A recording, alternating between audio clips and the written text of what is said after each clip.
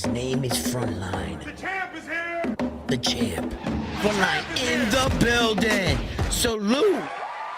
We have the champion in the building. Oh shit, Frontline is here. Yo.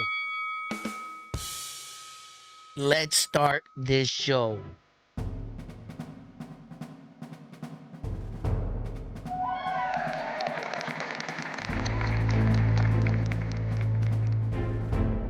Thank you for tuning in another edition here at Round One Sports TV. I am always your host, Edwin. Where do all fights start? Round one. You know it. Listen, on another one. Let's get it. Frontline, how you doing, my brother? You have been missed around here. A lot of the Round One family, they have been inquiring about you, and they have been wondering where have you been at, because some people feel like you have a lot of explaining to do, and others just, they miss you reading the chat because I'm not doing a very good job, I need you front line, right? So, I wanted to get on this, right now around 5, whatever time you're tuning in and watching it right now. I wanted to get on and give you a quick update on the Naoya Inoue and Jesse Bam Rodriguez fight, and what this fight means for boxing, and what kind of star status does Naoya the Monster Inoue really have. In America, you might not know of the monster as well, and for the American public, the storyline that you've been being told or fed is he doesn't fight anybody, and he doesn't sell out here, and that he's not the biggest seller in boxing. Well, I disagree, because the world is bigger than just America.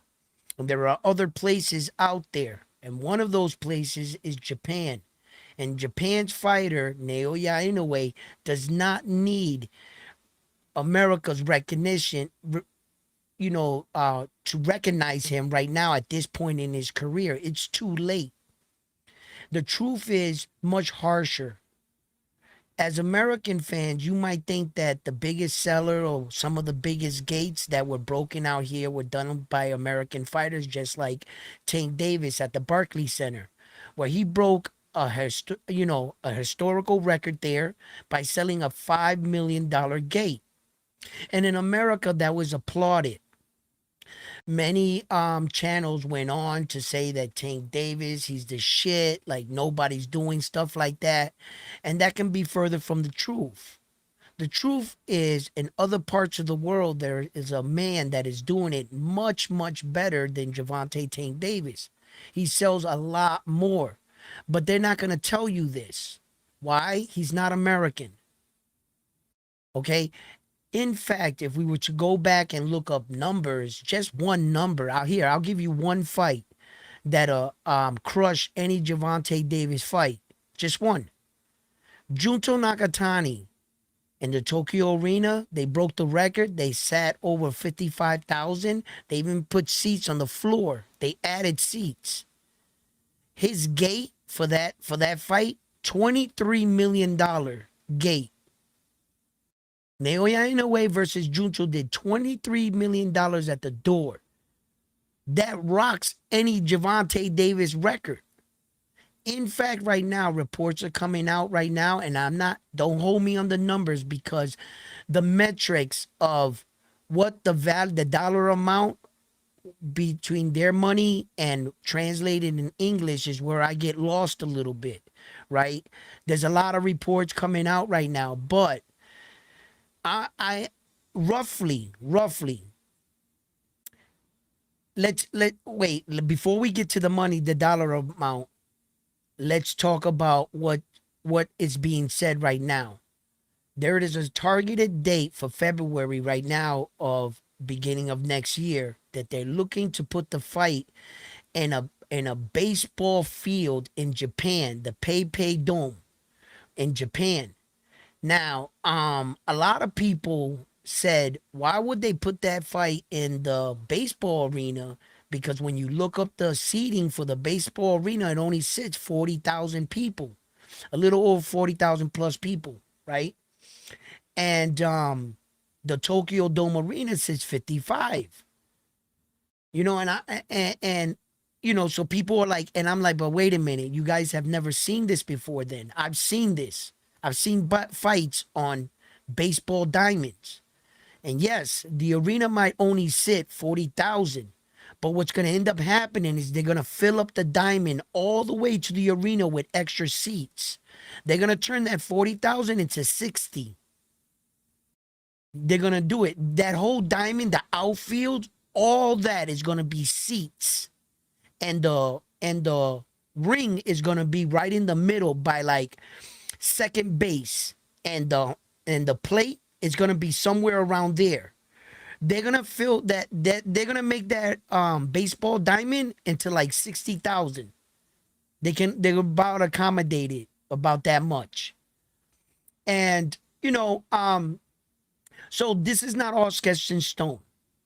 You know, the venue and the date, it's not sketched in stone neither. I want to report that as well. Now, Jesse Bam Bam Rodriguez's coach, Robert Garcia, alluded to the possibility that he wanted his fighter to fight another fight, a unification fight. So he wants him to fight one more time at 118. So he might not be ready for February. So Naoya Inoue's team said the latest month is March. That's the deadline. If Jesse Bam Rodriguez can't get ready to fight him in March or February, it's up to him. He got to get in there and get this fight in, because the Naoya Inoue train waits for no one. It waits for no one. That thing is still going forward. He's not going to break his schedule. Naoya Inoue, in actuality, doesn't need Bam, and Bam doesn't really need Naoya Inoue. In a sense of a mega showdown, they have something to prove. So in that sense, they do. But Naoya Inoue, if he was to retire right now, today, he's a first ballot Hall of Famer. And Jesse Bam Rodriguez is a first ballot Hall of Famer as of right now. So they don't really need each other in that sense. But to prove, machismo, like, yo, I can beat you. In that sense, they might need each other to push each other in a mega showdown. Like you seen in the thumbnail, I got Godzilla versus King Kong, right? This is a massive showdown. So I think that the American public is starting to realize who Naoya Inoue is. And when you think about the offers that are being thrown around on social media now, please don't hold me on these numbers. Okay? They're offering Jesse Bam Rodriguez a reported, like, I think the metrics from what I'm reading, and I got two different, it's either between $4 to $6 million. They're offering Jesse Bam, and I want you to think about that. I want you to think about that for just one, 4 to 6 for your opponent. For your opponent. Okay? Keyshawn was losing his mind asking for that type of money, because they're not going to generate 60,000 tickets. They're going to sell like 18,000 tickets. And they want to get paid $5 million. It's absurd. Jesse Bam Rodriguez is about to get paid $4 to $6 million, and he's probably going to sell out with Naoya Inoue 60,000. And 50,000 of those fans are there to see Naoya Inoue. He doesn't need Jesse Bam Rodriguez. Naoya Inoue right now can fight a cab driver, and he'll sell out the Tokyo Arena for 55,000. Naoya Inoue is going to get roughly around $23 million for this fight. Let that sink in. $23 million. Gervonta Davis doesn't make that money. He's never made no money like that. And like, that's what you're getting in your purse type shit. Never mind what they selling in pay-per-views in Japan. What his network is gonna end up being. You talking about Gervonta Davis getting 2.3 million or whatever, 3 million for a purse to fight these guys. My man making $23 million. Come on, man. He's doing Canelo numbers. But yet here in America, they're gonna tell you he's a nobody, he's fighting nobody. Brother, you don't become that kind of man fighting nobody. 17 world champions, knocked out 13 of them. You fought 17 world champions. What do you mean you fought nobody? You have 28 consecutive world title fights and you defended your belts already. What is it? Seven times? He's going on his eighth. You defended all four belts. There has been no boxer in history to do that in a four belt era. No boxer. Out of all the men that successfully got four belts, none of them were tough enough or a more dominant champion than this guy. Not even the great Saul Canelo Alvarez could defend all four belts 7 times in a row. He's already announced that if Jesse Bam Rodriguez is not ready for March, that his plan is to go up to 126. So we already know he's going to 126 now. So the cat is out of the bag for all you Naoya Inoue supporters. I'm letting you know right here at Round 1 Sports Talk, he's going to 126. He's going to 126. You know the one thing I really like about Naoya Inoue? He knows who he is. He's a champion. He's not afraid to take these risks. It's never been a question with the man whether or not he wanted to fight. He wanted to fight champions. And sometimes people criticize him for some of these fights that didn't happen. They just didn't have what he wanted. They weren't in line with his destiny. You know, all these other fights and these guys, they have their own plans, their own ambition, and they have to pay their own way. Every fighter's path to the top is different. And this guy is doing it at an elite level. He's literally at the end of his career fighting the toughest guys. If the Bam Rodriguez fight does not happen and Robert Garcia and Jesse Bam Rodriguez don't feel that they're ready for the deadlines that Naoya Inoue and his team have set, with respect, I will never call you a duck, Bam Rodriguez. Never. You have to know yourself. If you're not ready, you're not ready.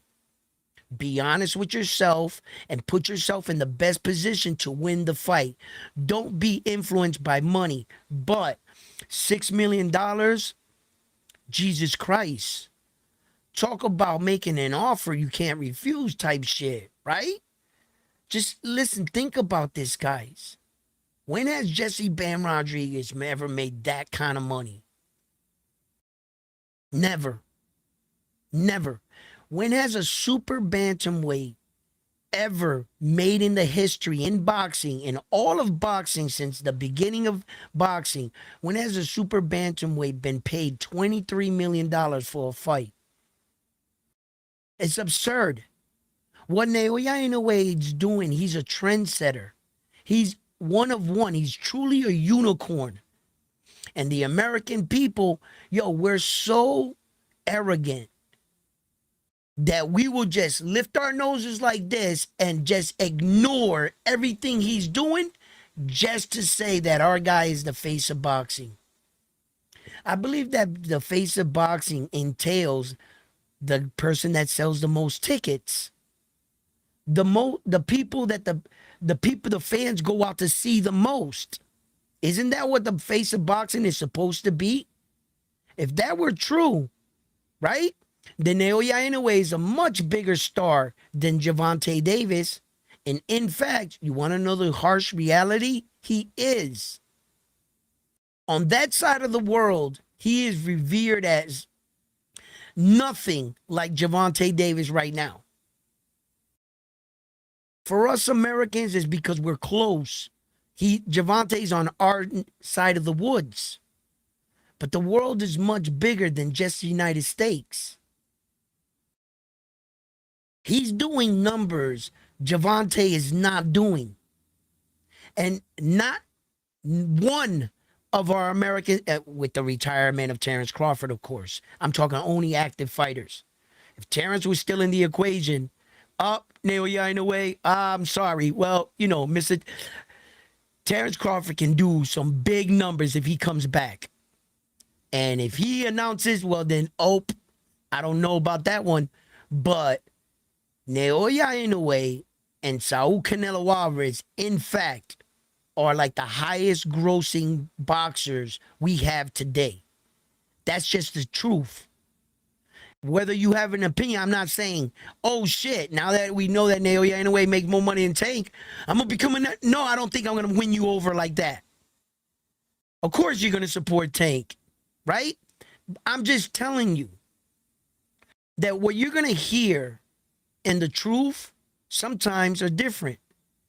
And you have been brought to a point where you have one or two options. That's it. You have one or two options. The lie or the truth. It's up to you. Some people don't like the truth. And I've talked about this. That statement, the truth will set you free, that's a lie. That statement is a lie. Because I know a lot of people right now that is being confronted with the truth. You think they care? What does that mean? They rather shoot the truth, you know what I'm saying, and continue on with the lie. Because the lie is more favorable for them and it works for their fighter. They're not going to admit it. Even if I come up here and I can pull up every news article and everything to back up everything I'm saying, because I know you'll go in and you'll look it up yourself.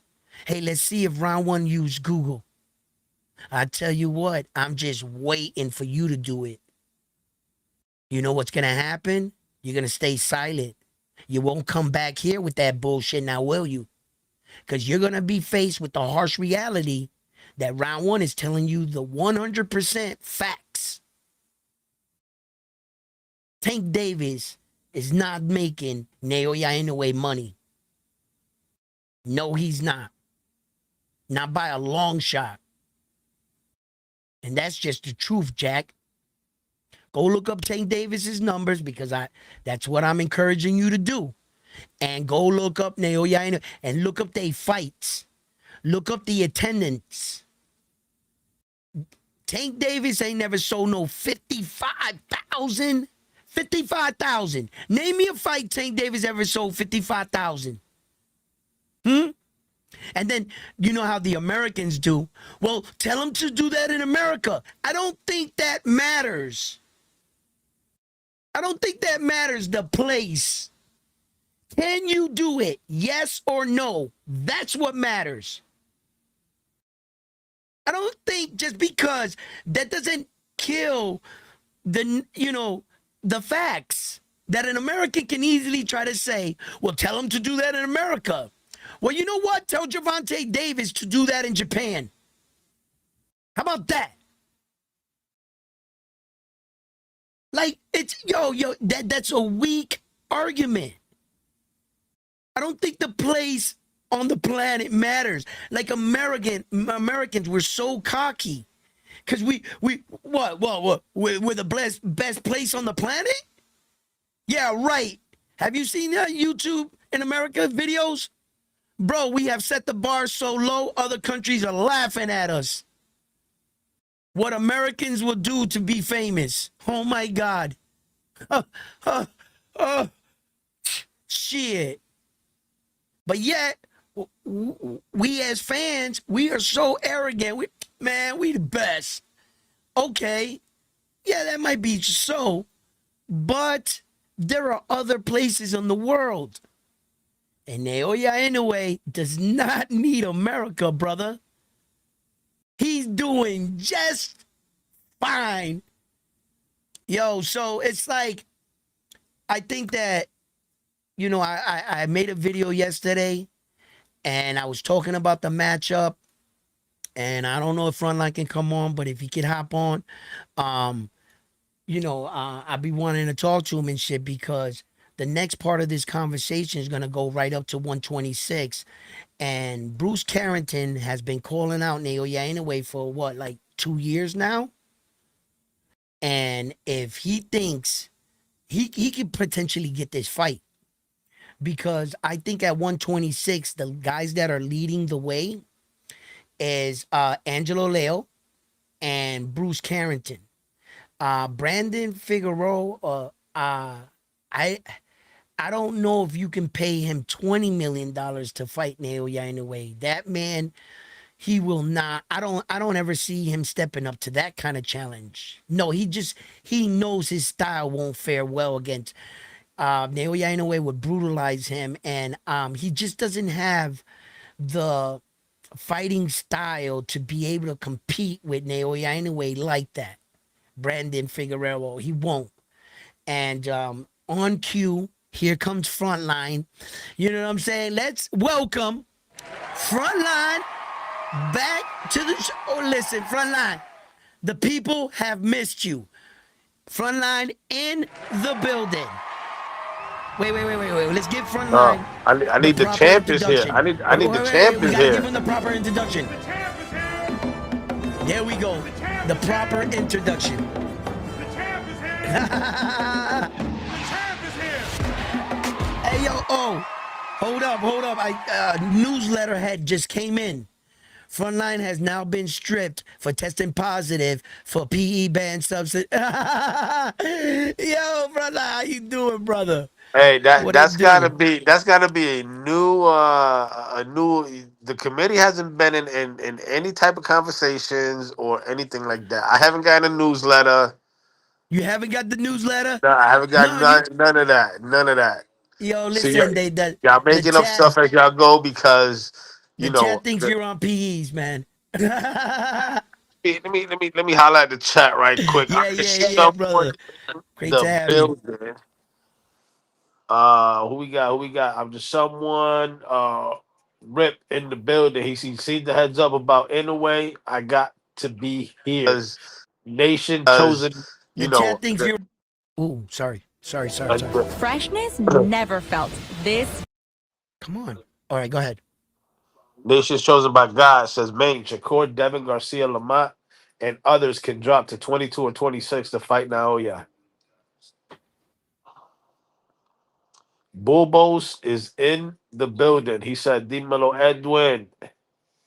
Who else? Who else? Who else? Who else?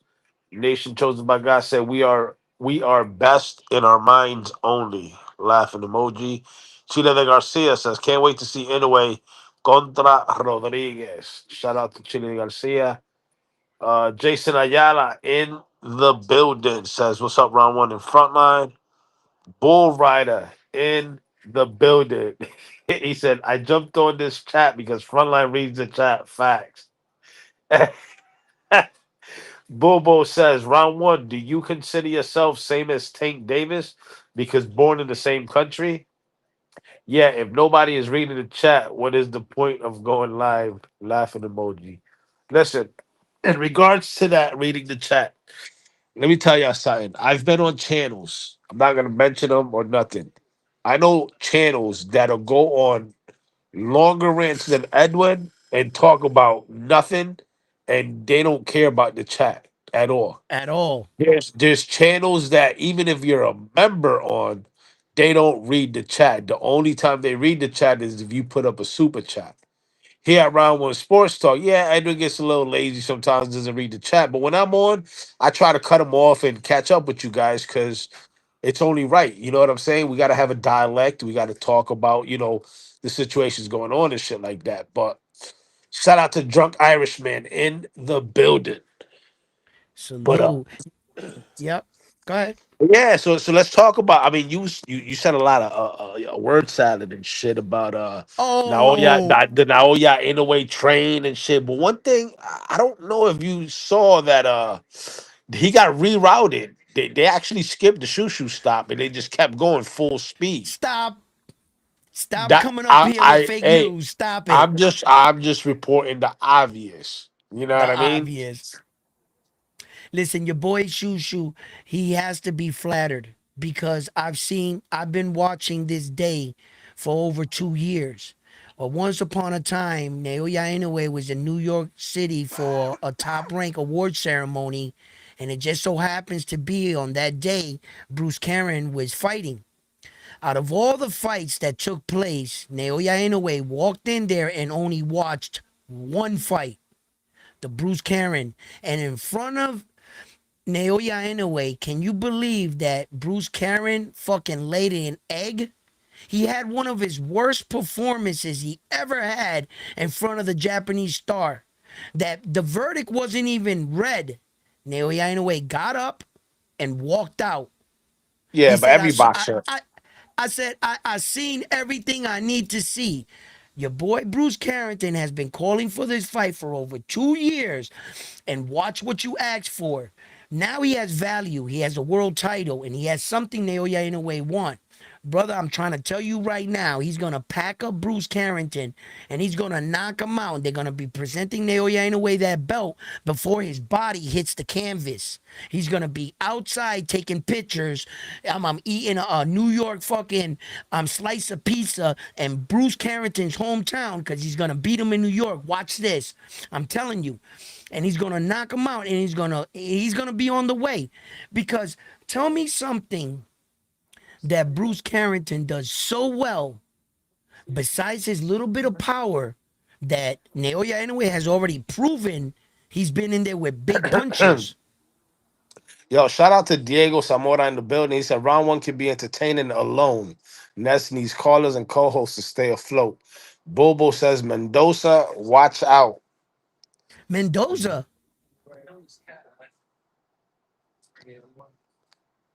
Well, oh, all right. Wait. Before we get into, we're at Bruce Carrington. What do you got to say about that? Well, Oh, Frontline, just tell me, why do you think Bruce Caron is gonna beat him like this? What do you see in Bruce Caron? Please share with us. What do you Bruce see in this Carrington. guy? Bruce Carrington is gonna put Naoya Inoue out. Listen, you know what it is, Frontline? You know what it is? This is what it is.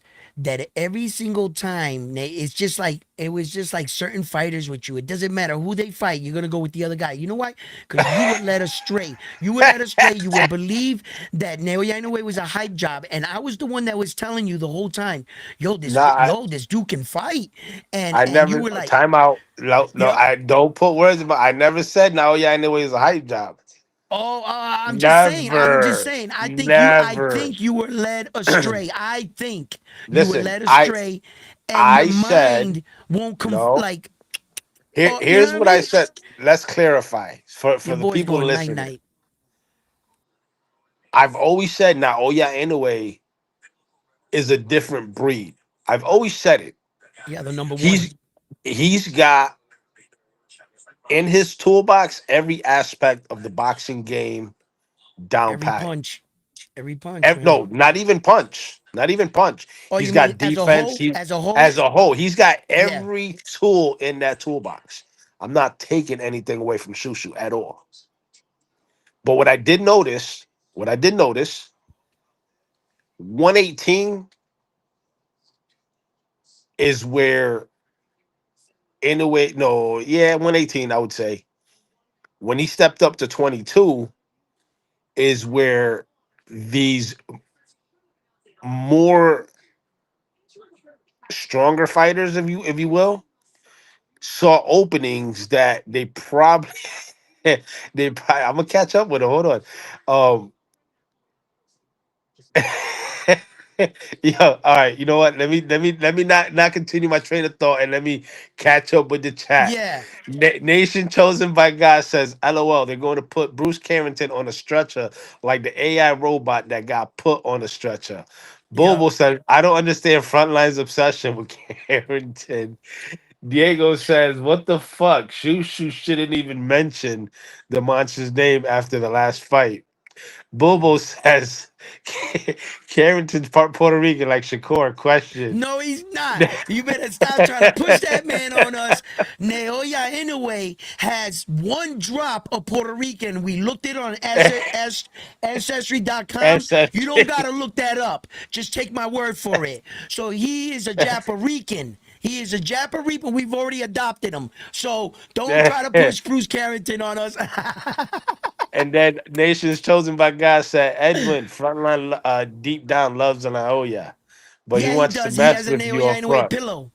He got Naoya Inoue Uh, as a shape, as a pillow. He sleeps with it at night. Come I, on, man. I re- Stop it. you know what happened with that pillow? I returned it. It was Oh, defective. stop it. It was a Yeah, one of them. defect. It was a factory defect. I had to return that. Cut your eyes. Shut up.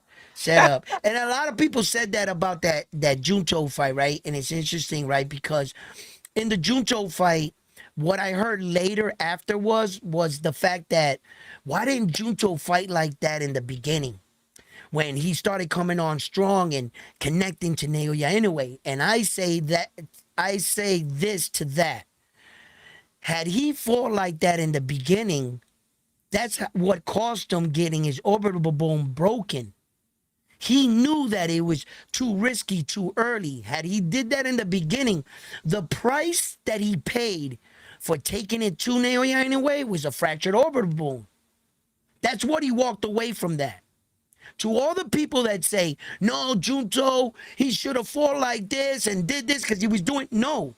What you're not taking into account, the price he paid for going in like that. The monster fractured his orbital bone. All So right, it's let's keep like, it 100, Edwin. How yeah, many bad fights have you seen in the way in? Like a bad fight, like zero, he didn't zero, perform his best. zero.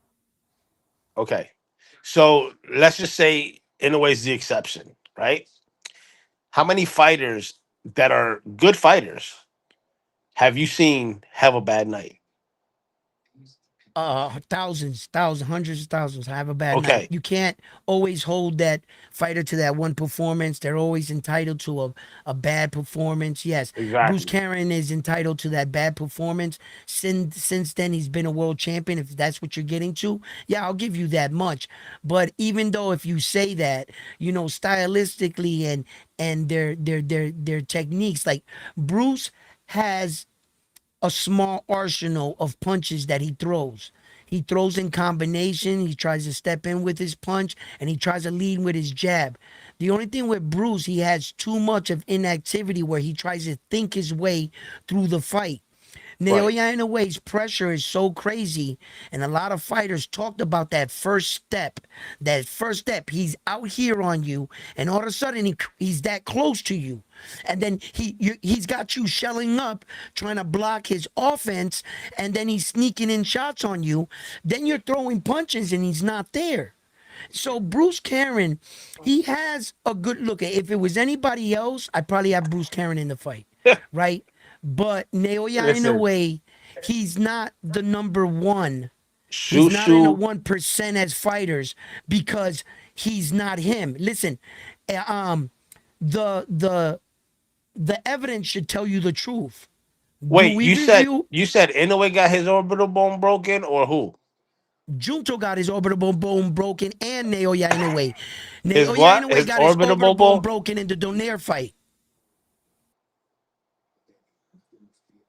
Oh, His or damn! What? Damn! I've been crazy busy at work. Bobo's just said, "Frontline, you missed a good debate. Round one versus Ryan from the six. Oh yeah, we was talking about Clarissa Shields and Was this Amanda on your Serrano platform or his? on his platform, and he had Clarissa Shields, and he was saying Clarissa Shields was the Guo, and Amanda wasn't that, and I was like, okay, and then we went at it. But Ryan, it I was a gotta check it great. out. Yeah, yeah, but you know how our shit is, right? Like if somebody first saw us first, they would think like I'm a guy hopping on his show trying to argue with him or whatever and Yeah, shit. no, no. They don't know our I look past relationship. that. Yeah, Yeah, no. You'll see it. You'll see it. You'll see it. Like we arguing shit, and then quickly, boom, to the next one, and then yeah. we're laughing and doing this, and Look, then look. Tip Bobo's Bailiff trying to called stir it. shit up. Look at Yeah, yeah, Bobo's no, trying to stir shit up. He said, Tip Bailiff "Frontline, I called did some." I did some minor research. It seems like he's part Puerto Rican. He's talking about Shushu. Minor research. You don't gotta quote him Gallo, on it. Don't fact check him. Just take his word for it. Yeah. Gallo, Listen. Gallo Fino in the building. He said, "Round one, why haven't you been on the Boxing Voice? Come back." Ness said, "Sorry for yelling." Looking and smooches emoji. Um, Bull Rider making fun. He said, "Orbital bone." Okay, I'm not pronouncing it that great, but yo, Bull Run. Hey, yo, time him out for 5 minutes for that. Time him out. 5 minute time out for that one right there. Nah, he's a No, member. You don't do can't it. Don't time. do it. Don't do it. You can't. No, he's a member. You can't time him up. Nation says, yes, Junto got his orbital bone broken from the Street Fighter uppercut by Naoya Inoue. You mean the That headbutt? The headbutt. it Yes, wasn't I no headbutt. remember. Frontline's I hating on the man. remember. Such a hater. Stop saying it was a headbutt. We all saw it was a fucking punch. It Stop, was shut it up, was a a headbutt. headbutt. You're such a hater, bro. He kept clinching and pulling him in and hit him with his head. I remember that now. Thank you, Nation, for reminding me. Um, Read the chat. He was dumping all over Serrano. Nasty work, says Bobos. Diego says Shushu looked like he wanted to cry his last fight. That's Um, right. That's right. hey, did you see the video I sent you this morning, Edwin? No, I didn't get a time to check it. What was it about? I don't know. Another channel posted a 3 minute video. I guess Two Tone and Ness went at it. Really? Yo, hard. Cause No you know I don't. way. Yeah, you know I don't watch the channel. But if somebody else posts it on their channel, I'll skim through it. All right, I got the Anyway, video here. I'm looking at it now. I got your. I'm going in. Where is it? Did you send it to the what's up chat or no, just your? it was Oh, I got it. uh, Got it. it was WhatsApp or was it regular text? Hold up, I got one that you sent me here. I'm gonna go back later when I have some time. I'm gonna check it out. Oh no! I'm sorry. That's that Richard Hitchin video I made, where I was like, I cut out and I was acting like I was talking. I was like, I'm Richard Hitchin and I'm ducking all the smoke. Oh, nah. Yo, So it he was like, wasn't. It was regular text. it was regular text. All right, I'll go check it out. But my phone's dying. It's like at 4%, so I'm gonna check it out. So they went at it, bro. From what I saw, I didn't see the whole thing. Obviously, I would have to. Yeah, that's why I don't go on the boxing voice because Ness is all jacked up on peds and he's gonna eventually he gonna attack you like no Ness is mad cool, mad brilliant, like and mad brilliant in the fact that he made his platform what it is and he's been around for a long time, but I could do without being yelled at. We grown ass men, bro. I don't feel like I felt like sometimes it was going to lead me down a road where I was going to say some things. And being a tough guy on a microphone is easy. That's just too easy, And I don't want that to be that. So out of respect, because I actually like Ness, he's cool. I'd rather just not argue with him and ruin our friendship because I want to do border wars and I want to go down there. And I'll just pop in and say what's up to him and let some time go. You know what I'm saying? And let him, whatever I don't know if Ness be going through shit in his personal life and sometimes he's all mad and shit and and he just we're all human. We're all human. So I'm gonna go check out that two tone and whatever and shit because, it's just like, you know, All I know is Two Tone taught you a whole ass nigga. oh That's what no, he called him a whole ass. Oh no, damn, it got there. it You got see, serious. It that's got it. why And I Two don't Tone's go like, yo, on. you. Two Tone was like, you could talk to the rest of them bitch ass niggas the way you want. You ain't talking to Two Tone like that. That Yo, shit was listen, funny as hell. listen. You see, because now you would have went and said some things, and now you guys gonna have to work through that. You see, I got criticized on the show, but I chose the alternate. I chose a different path. Now Two Tone says some shit that maybe he might have to back up. And he put himself in a situation where that fans are gonna be divided, this, that, and the third. I just chose a different approach. I'd rather not be on there fucking, calling him out his name and doing all that. I seen where it was going. As a man, I subtracted myself out of the equation. I didn't have to, I left you with it right there. You want to say this, you want to say that. Well, I left you with that by yourself and I stepped off. True Tone now went, I guess, after I see it, I haven't seen it, and they got it at each other and they started saying some hard shit. Okay, brothers argue all the time and brothers make up. But that's a video that'll never go down. That's gonna be on the internet forever. People gonna clip this, that. Yo, remember this? How about when this? And blah blah blah. So you gave them that. You gave them your show. You gave them you're gonna get clicks, views, and likes. At what cost? At what cost? You see, people might say, yo, round one, you allow Ness to yell at you and this and that and everything. But they don't understand the way my approach. You might think my approach was, oh, that was soft, this, that, and everything. Nah, man. Nah. Where is it now? I left you with it. I don't gotta Hey, address none of that shit. shout out to Mr. Miyagi in the building. He said, "Salute, Edwin. Excited. I got some tickets to go and watch Moses do his thing this Saturday with my Whoa. brothers." Whoa. Yeah? Hey, Nice. You gotta take some pictures, Mr. Miyagi, and share them with yeah. him, and Hey, I'll share matter of them. fact, I want a video of the judges while they're scoring the fight because they Shut be cheating. that, Because they be cheating. I want you to go right behind Mr. the judges. I Mr. want you to Miyagi. go. He wants you to take a picture of the judges and have their birth certificate right next to them, right? While Hey, having a polygraph wrapped around them while they call the fight. I Yeah. need a live video of them scoring. Make sure they're not erasing and changing shit up during the fight. That's what I need. I need Oh shit. evidence because they be cheating. Oh shit. He's Them calling you them out UK the hey refereeing Bobo in the saying shit. He UK. said a spelling contest with round one would be loads of fun. Oh my god. Listen. All right. All right. All right. All right. All right. Fine. Spell orbitable.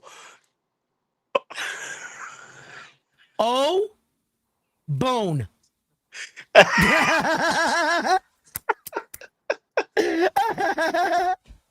I win. Yeah. Yo, I lost too many brain cells, whether it's been fighting and smoking weed and everything else. So that's not going to happen. Plus, my vision is shit. So that would be really funny. Yo, shout out, shout out to Dwayne Styles in the building. He said Canelo Alvarez is the face of boxing. Bobo says Ness will not get you anywhere. Mr. Miyagi says I will send a pic of Shakur their hands after. I Ooh. will send a pic Shakur their hands Oh, after. the hand wraps. Um, Oh, shit. Shots fired. yo, shout out to Richard in the building. He says saludo desde la bella isla del Coquí. That's right, baby. Uh, Oh, he meant to say shake. I will send a pic. Shake their hand. I don't know. I'm just almost said I ended my membership and unsubscribed from TVV. They never read the chat unless he takes it personal. Too many uneducated and emotional people on the channel. Round one, like Floyd, can't read, says Gallo. Damn, man, when they taking shots at you, Hey, yo, listen. But it's gonna be a Croatian boxing weekend. Floyd's greatness wasn't in school, but he was a genius. Make no mistake.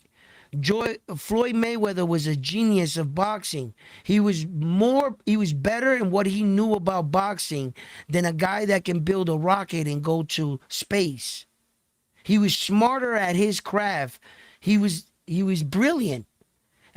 You might think that Floyd can't read is like, something to like look down at, but Einstein couldn't tie his shoes, but he was brilliant. So all our brilliances and all our knacks and stuff might not be in this way, but I'm probably greater in another area. You know what I'm saying? Just Hey, like Floyd. MZ says round one gonna cry when Inoue loses to Bam. Listen, Um, just get your boy Bam in the ring because he's been getting a lot of offers. And I tell you what, when you said that, right? Check this out. Remember, Bam Rodriguez will be offered 6 times the amount of money he's ever made in his entire career. 6 times the amount. If he can't get ready for the February or March, with they're giving him two deadlines, this will not be because of Naoya Inoue. Because Naoya Inoue is going to make $23 million regardless. He doesn't need Bam. He can literally say, I'm going to fight the concession stand guy that's selling popcorn. Me and him are going to fight. 55,000 people are going to go out to watch that. So what does Bam bring to the equation but just his star status in America? Okay? So just get him to get the fight. And then we'll talk about you who's going to knock out who. We're going to talk about that because your boy Bam Rodriguez, that's not Bam Rodriguez at 115. Stop thinking that the Bam Rodriguez at 115 is going to show up to 122. He's not. And he got punched by slow ass Vargas way too much. And he doesn't got that power. Let that same amount of punches come in by Naoya Inoue, which is probably going to be more. You're going to have to double that number because Vargas was too slow, throwing too fewer punches than to compare him to Naoya Inoue. Just get your boy Bam Rodriguez in the ring. I promise you, he's going to pack him up because that's Mister not Bam at 115. If it was Bam at 115, we'd be having a different conversation. We'd Mister be having Miyagi a says different conversation. Mr. Miyagi says the UK judges are family. Laughing emoji. I'm sure. Rich, Rich, Familia, mob yes. ties, family. Richard says, "Hey Edwin, frontline still the champ. We know that. We know that, Richard. We know that. We know that." Eh, Yo, you know what? That's it. I'm gonna have to get serious with you guys. That's it. The next card, I'm gonna call every fight and I'm gonna take the belt away from Frontline because now he went to his head. Now he Hey, wants, you know what I'm saying? Now hey, every time we mention his name, we gotta play this. The champ is that's here. right. You know what I'm saying? The Now we champ gotta is play this. here. You see what the The champ is here. he is the champ right now, but I'm gonna have to take that belt away. Hey yo, Richard. Hey, Bobo says no matter what Hergovic does, they will not give him the decision, just like the Serrano fight. Richard said, ¿Cómo usted vería una pelea entre Floyd Mayweather y Hector Camacho? That would have been a banger. Oh my God, stop right there. I Oh, have hold on, hold on, never hold in on. For my the guys that don't life. speak Spanish, he asked, "How would you guys see a fight between Floyd Mayweather versus Hector Macho Camacho?" You want to know something? Out of all my 35 years plus watching boxing, that fight has never crossed my mind. I've never once ever thought of the possibility of Hector Camacho fighting Floyd Mayweather. Wow, that is remarkable. I fucking love that. Let me tell you, but you gotta give me young Hector Camacho. You gotta give me before when he got like to 10 fights, like right up in there. You gotta give me that Hector Camacho. And you could take prime Floyd. I'll give you pretty boy Floyd. Yes. If I'm taking prime Camacho, then give me prime Floyd. Oh, absolutely. I wouldn't want it no other way. Now that, my friends, would be a fucking fight, bro. I never thought of that. Listen, let me tell you something. You don't know who Hector Camacho is or what he did when he was younger? I will bring you down back to memory lane. Man, they're gonna copyright. I can't do it. They're gonna fucking copyright. And I've been copyrighted so many. I'm sorry, guys. I can't. I would play the video. But please, guys, take your time right now. Just Google right now or YouTube. Hector Camacho's highlights of his first fights. And just it's gonna highlight a couple fights, is gonna show you like that, and then come back. And you'll see what I'm talking about. I honestly never saw to this day another Puerto Rican fighter more skilled than Hector Camacho. He just wasn't able to sustain it because of the lamp life, you know, drugs, sex, and alcohol, and women. You know, his ex-wife used to be his manager. she went on later and it's like an autobiography, and she admitted that Hector Camacho would train 3 to 2 weeks out from the fight. That's all he would do. He wasn't really like dedicated and serious. He had so much talent. He was so smart. He was such a crafty puncher. His speed was unmatched. I mean, unmatched. I mean, even the great Sugar Ray said it. Like a lot of boxers, look at all the fighters that have ever talked about Hector Camacho. Look at what they say about him. You know, I know what he turned out later in his career. He fought in 7 weight divisions. Hector Camacho, he has titles in 7 weight divisions. He has major titles in 3. He has minor titles in 4. But he fought in 7 weight divisions. Hector Camacho. That would be an ultimate fight. You give me young Camacho, man, and I'm not sure that Floyd beats him. Not like he beat everybody else. Give me young Floyd. Give me when Floyd's hands were good. I want him at the best. Yeah, Floyd was good, but by that time, he wasn't as intelligent as he was when he was older. Floyd was more efficient and intelligent as knowing where his placement was in the ring when he changed his style. He was a much smarter fighter then. But Pretty Boy was a monster. Pretty Boy was the power puncher. You know what I mean? So I'll take Pretty Boy against Hector Camacho, young Hector, any day. You know, that fight can go either way. But Bro, boy, I would have paid to see that. Camacho was a dog. No, he was something else. You know, and you know the fact that he's Puerto Rican, but Floyd is still my guy. Look, he's right there for a reason, you know, and I respect Floyd because of his brilliance. I mean, he would have been tough to beat, but boy, would have that been a fight. I gotta tell you, out of anybody in the world, and I've never thought of that fight. I've never once put them in the ring in my head until right now. Until right now. And then like I'm sitting here and I'm saying, God damn, would have that been a fight? I mean, like I've always thought Prime Sugar Ray Leonard versus Prime Floyd Mayweather. Who wins? You know, I've always thought, how would Floyd Mayweather fare with like a Sugar Ray? You know, because Sugar Ray beat Floyd's father. But when Sugar Ray beat Floyd's father and he was doing the Philly Shell, he was doing a watered down version of what Mayweather's Philly Shell is today, or in his prime. Mayweather elevated the Philly Shell. He understood things about the fighting technique and he brought it to another level. See, Mayweather wasn't the type of guy that used the Philly Shell in every situation. You had to study him. He didn't come out in the Philly Shell. He came out in the high guard, Mayweather, right? When he used the Philly Shell is when he saw what you got and he already had you figured out that he was willing to go in the Philly Shell and slip shots and then rock you and counter your shots and hit you with combinations. That's when he would go into the Philly Shell.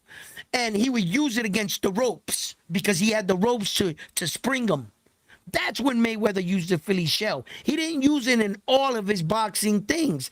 And some guys wanted to look cool and they stood in the Philly Shell too long. Mayweather understood he was a genius in the ring. Yo, a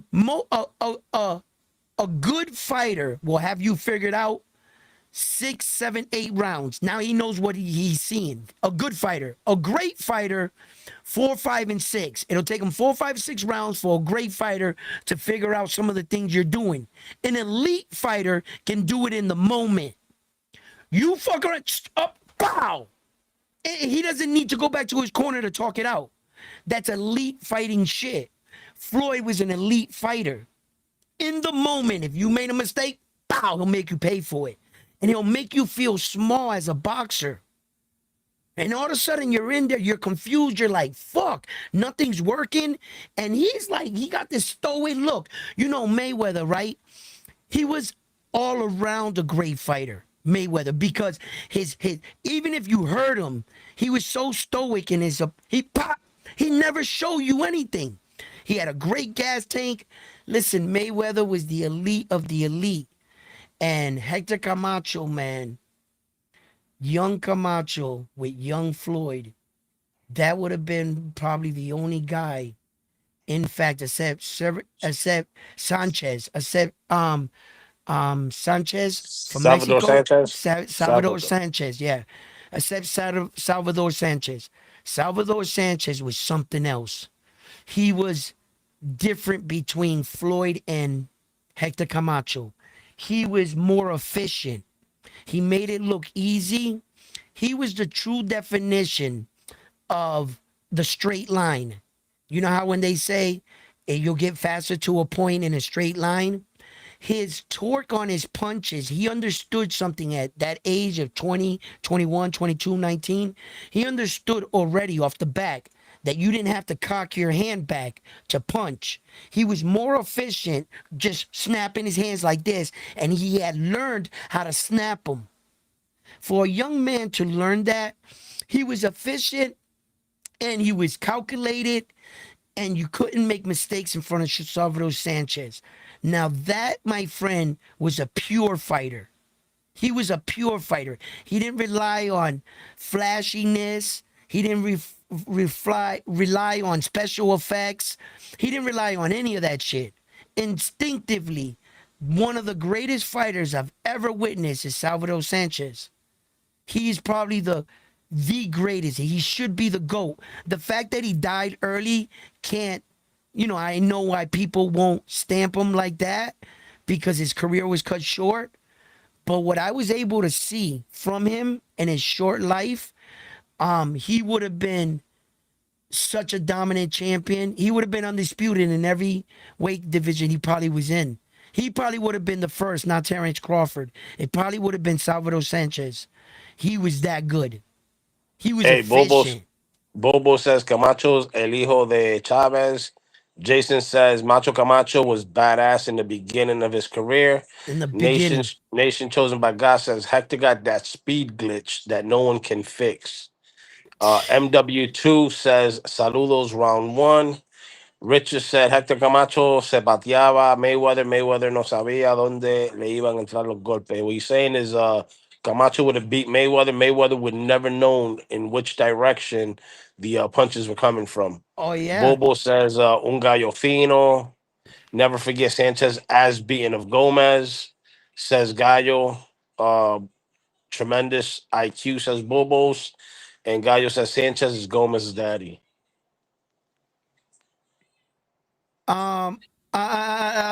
Yeah, man.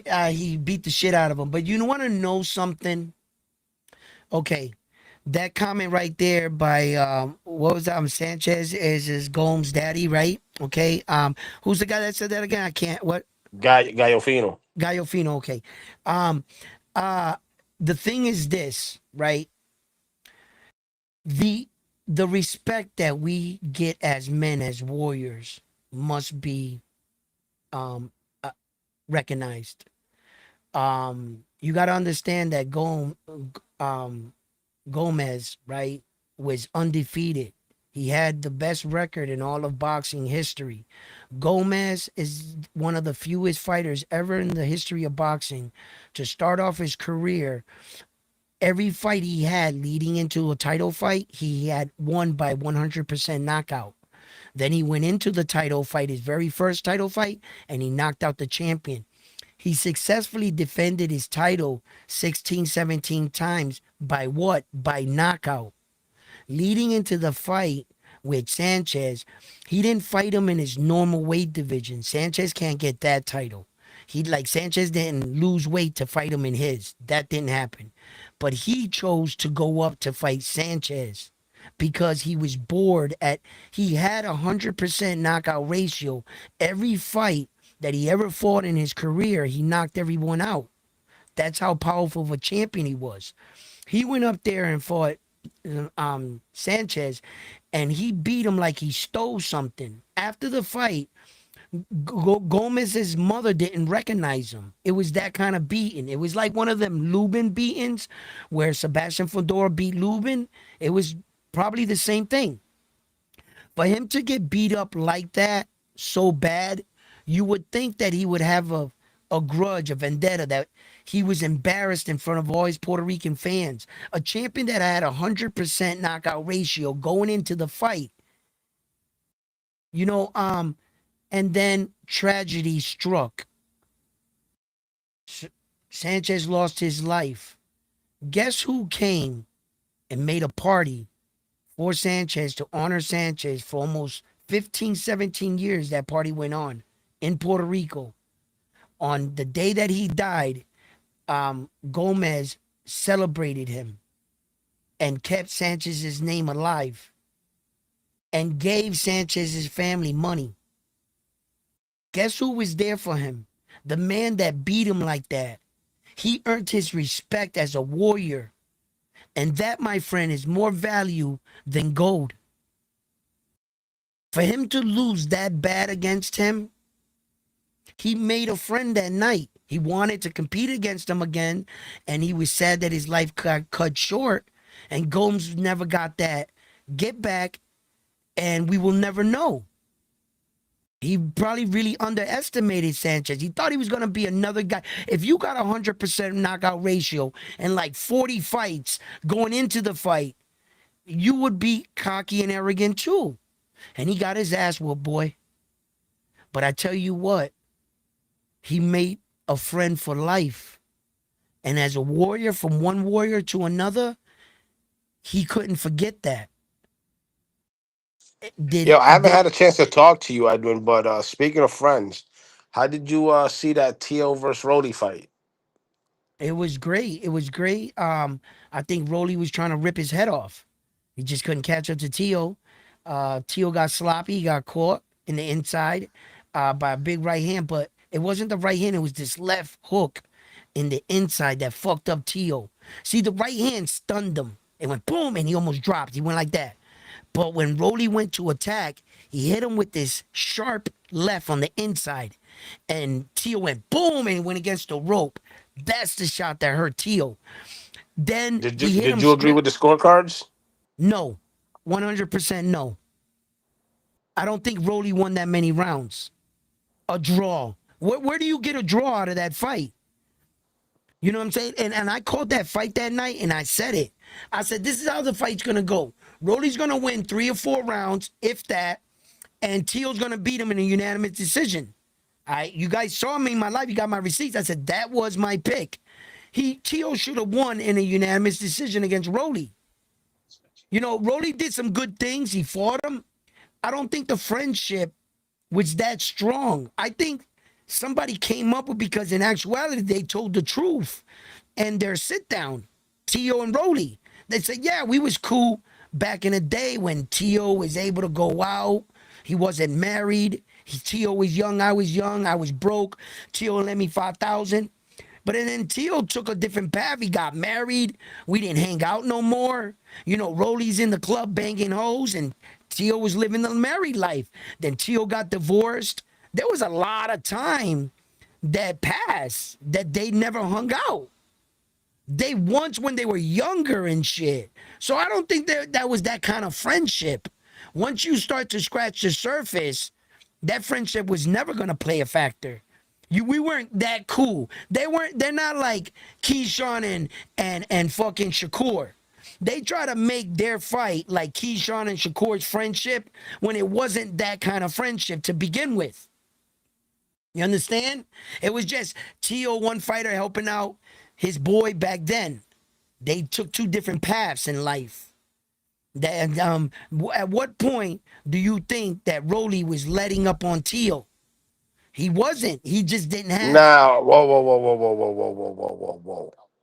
If you rewatch the fight, Rolly was Yeah, holding back a lot. he wasn't holding back shit.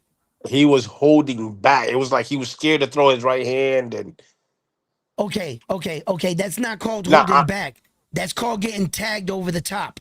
mm, That's called being checked and held at a stalemate. That's what that's called. When you saw him second guessing himself, the reason why he was second guessing himself is because every time he tried to do that weak shit, Tio was tagging him up. So when what you saw as holding back, I saw as hesitation. You Now, you see, you think, Bobo said it on the. He was Rolly was on the back foot, afraid to throw punches. Was of course, strange. because Tio was fucking tagging him. Look at, listen, I said this. By Teal the can't punch sixth, himself out of a paper bag at 47. check this out. By the sixth round, by the sixth round in that fight, Rolly had threw all his punches that he had in his arsenal. Tio had seen the best version of Rolly by the sixth round. Rolly had nothing else. And Tio found an answer to everything. And he was, when Rolly come in with that ferociousness, Tio would pop, pop, pop, pop, and then grab like that, then pop, pop, pop. And then Tio would fade out and pop, pop, and then fight on the front foot. And Tio's not even a good front foot fighter. Teal That's got why, clipped a couple times when he did the chicken dance in that fight. no shit. But that was only one round.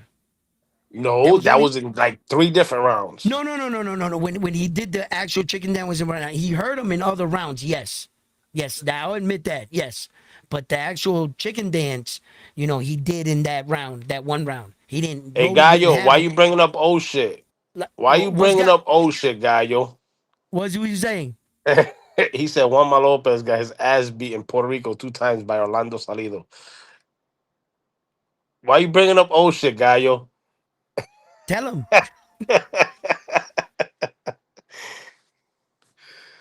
But So go ahead. What no, was that? So what if he was targeting him? tagging He him. He wasn't ta- hurting him at all. Rolly busted his face with a couple of punches. Rolly was ass simple, Gallo well, says. listen. For as far as watching the fight and trying to enjoy it as a fan. I talked about this, maybe lowering the bar of expectations of what they should have fought like the elite guys. Like try to lower your, their skills because we always knew what Rolly was. And we saw Tio against the elite Shakur. So, and how bad Shakur made Tio look. So when you go into this fight and you say, "Oh, you're easy to say Rolly's trash," but when have you ever said Rolly looked good? The only time Rolly's ever looked good was basically in the Ryan fight that he had a non-engager Ryan Garcia in front of him. Ryan Garcia didn't even look like he wanted to be in the fight. He didn't even look like he wanted to be there. Okay, so that's what kind of Ryan Garcia you beat. So besides that, Rolly has never been that guy we viewed as a slick or a skilled fighter or to be up on the level. We always felt he was very fortunate to be in the situations he was in. Rolly as a fighter, he won fights and got opportunities, and kudos to him. But he's not an elite fighter, and neither is Tio. Tio's just out of the category of elite fighters. He's just out of it. He has great talent and he got him all the way here, but he's not elite. So when you talk about the fight, I'm just like, okay, it was a decent fight. I had fun. It wasn't the best fight I ever saw. Yeah. And I was like, damn, this fight's kind of, shit. But, when I go back and I look at it, Edwin, come on, bro. Stop being that harsh on them because they did get in there and mix it up when the rest of these guys are not doing that. So So who here, am my I who prediction, who am I my judging them? prediction for that fight. I wrote it in the chat too. I don't know if you went back and read it when you was asking for the predictions. I said it's gonna be they're not gonna fight to hurt each other. It's gonna be entertaining for the fans. What I said was it's gonna be no knockdowns. It's gonna be a split decision, and it can go either way. That's what I Yo, said, no. and it What ended you up being said a was majority what? No, decision. no, no, no, no, no, no. I'm But I starting did to have remember Rolly. now, But I and I'm did have seeing the Rolly in the lies. fight. I I'm did seeing the have Rolly in lies. the fight. I did. Hey, guys. We know in front here at Round One Sports Talk, whoever frontline picks, just go the other way. That's all you got to do. and you Yeah. will win That's why I'm cash the money. champion. That's why I'm You the will champion. win cash money. Wait, Frontline's whoa. pick, Wait, who's the champion right now? Who's the Nostradamus champion? listen, Frontline's pick was No, Rolly, wait, right? before you continue, And it who's the was Nostradamus Tio, and champion? I so look, Frontline. Who's the title holder right now? You are the champion of Okay. Say no more. That's it. I don't want to hear nothing else. I don't want to the hear runner up nothing else. I don't the want to hear nothing participation else. belt. You got the participation belt. um, Yo, Gallo says, I just saw that fight. LOL. Had no Gaio idea a said guy with 11 Rolly was loss as took his simple. zero. Never saw it live. My bad. How do you I just lose saw to a the guy fight. who lost Had no 11 idea times? a Didn't he guy beat with Loma too? 11 losses took his zero. Never saw it live. Well, look, guys. Why you still on that Wama fight? Why you bringing up Let him bullshit? know. Let him know. Let him know. Nah, there's a lot of Yo, fights I can bring back yo, listen, this guy's gonna fight for your boy is for gonna fight for Sufa. the IBF. Who? Subriel? No, Subriel got an offer on the table. You know that, right? no, for what? Tell me about it. What do you know? Subriel got an offer from Adam Azim, For Adam Azim? Oh, okay. So 140, what's probably for the IBF. I don't think it's a good look for him though, why? because it's at Why? 140, That's where and he's always been fighting, Sabriel. I He's doing always his been 140. last What's the fight. problem? He's getting older. He's He struggling to doesn't make the have to 140. move up. Stop thinking it. No, Shabelis can make 140 his entire career. He's proving the Yes, point that if you stay disciplined and you don't blow up in between fights, he's a natural one. He's not going to 140. I like it. I don't know why you're so scared about it. Why? I'm not Because scared Adam about it. Azim? I'm not scared about it at all. So what's up with the opportunity? I'm confused. Like, were you worried about it, or like, in No, which no, no. I way? In don't which think way? I don't know what's happened. That's just a rumor. But then I read an article Okay. that Azim is fighting Oh, so that you're worried possible. he doesn't get the fight. Okay. I'm worried he doesn't get the fight. That's what I'm worried about. He don't get Right. it. Yeah. Um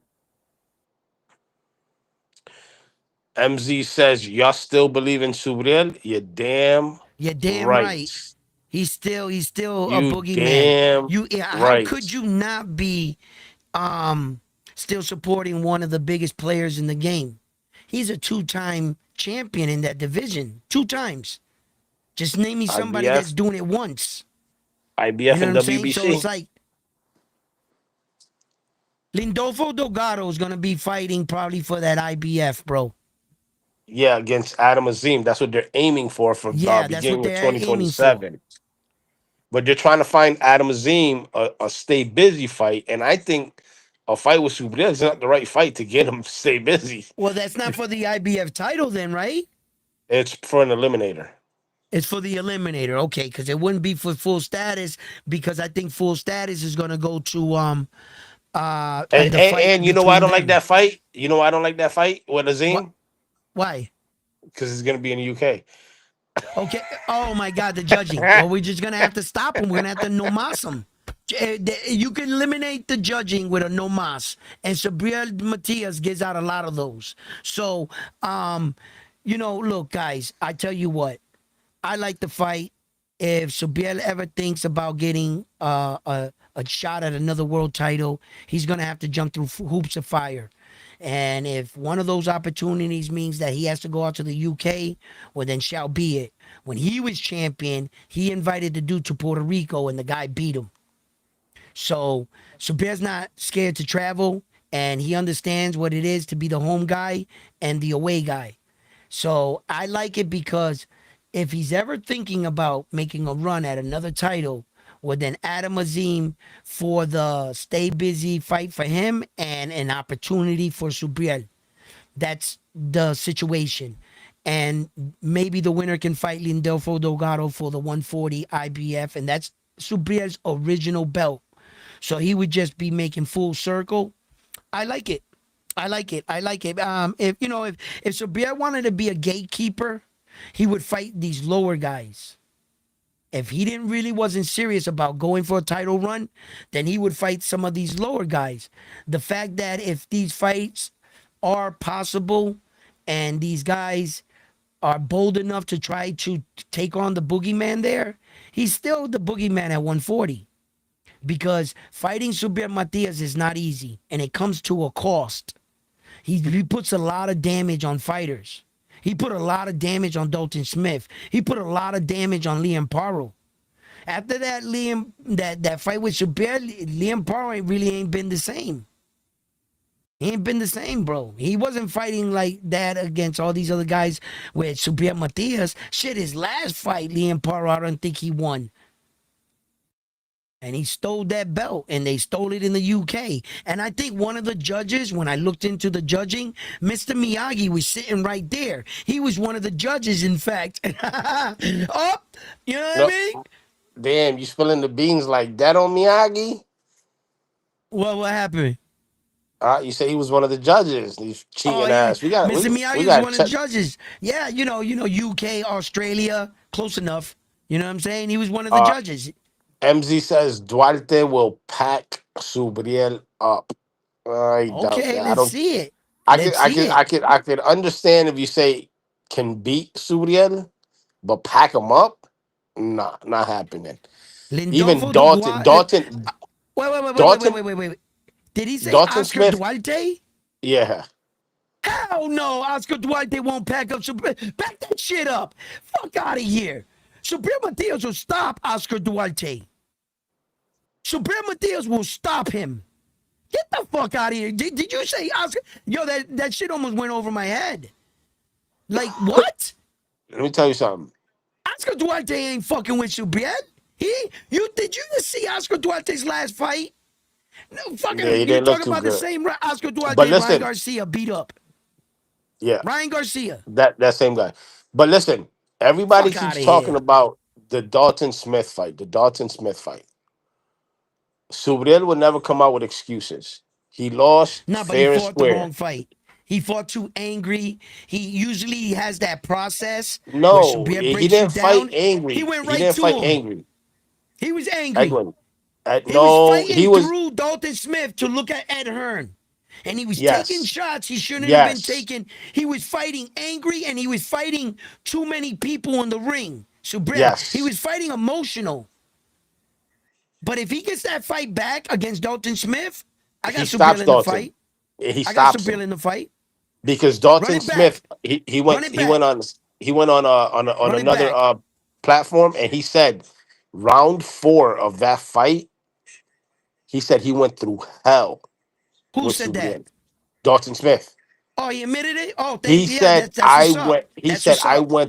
I went through hell in round 4. Yo, the amount of damage that he puts on fighting, like sometimes you got as a coach, you got to think about it. You like the versus the reward. Yeah, you can fight Subir Matias, but at what cost? You might be able to beat him, but your fighter might not come back the same. This man punches hard. He did take a life in the ring, guys. You're talking about that same Subir Matias with his 2 fists took a man's life. Don't tell me this man is punching pillow fisted. He made 4 undefeated fighters retire on the stool. 5 fights in a row, consecutive. Who else does that? You're overlooking at over him because of his technique. His style is not. It's not like the slick style. So you're thinking that this Frankenstein flat-footed dude ain't gonna do shit. At what price? Everybody that fought Subir Matias, them dudes are not the same. He's retired more fighters than after they fight Subir, they don't want to box no more. So I don't know what the hell y'all screaming in this chat. You're looking at him like, oh, this guy can't fight that. No, no. At what price? Look at what Dalton Smith said. I was fighting for my life in the 4th round. I had to go back to the corner and think life choices. Do I really want to be here? And then he landed the shot, heard across the world. But had it not been for that, he would have to get up and go back out into the ring with this monster. Yo, Subriel not the most skilled, but I'm telling you, he's gonna put some damage on you. Like damage. Like go watch Subriel Matias's fights. In the third round, the guy looks like he's in the 10th round. His face is Hey, all busted up.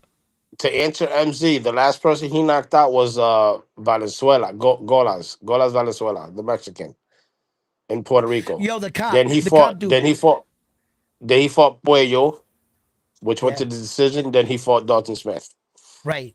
So So 3 fights ago, yeah, no, two yeah, fights before two what you fights call before it. his knockout. Right, right. So And it if you was that knockout and the win, and then the loss. and if you want to go deeper than that, let's see. He had Valenzuela knockout. Before that, Ramirez knockout. Before that, he lost to Liam Paro. And then 1, 2, 3, 4, 5 previous to that were all refused to They didn't come out to the corner. They didn't come out to answer the the corner. bell. He Then made he them all fought. quit. He lost against Petros and Anyan in the UD.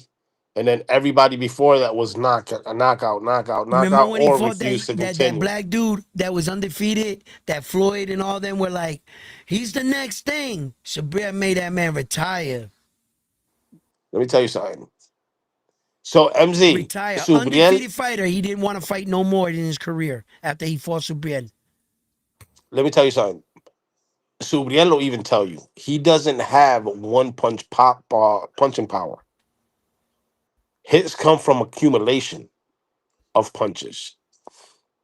Gallo, keep laughing. Matias is still sleeping with Zayas next to him.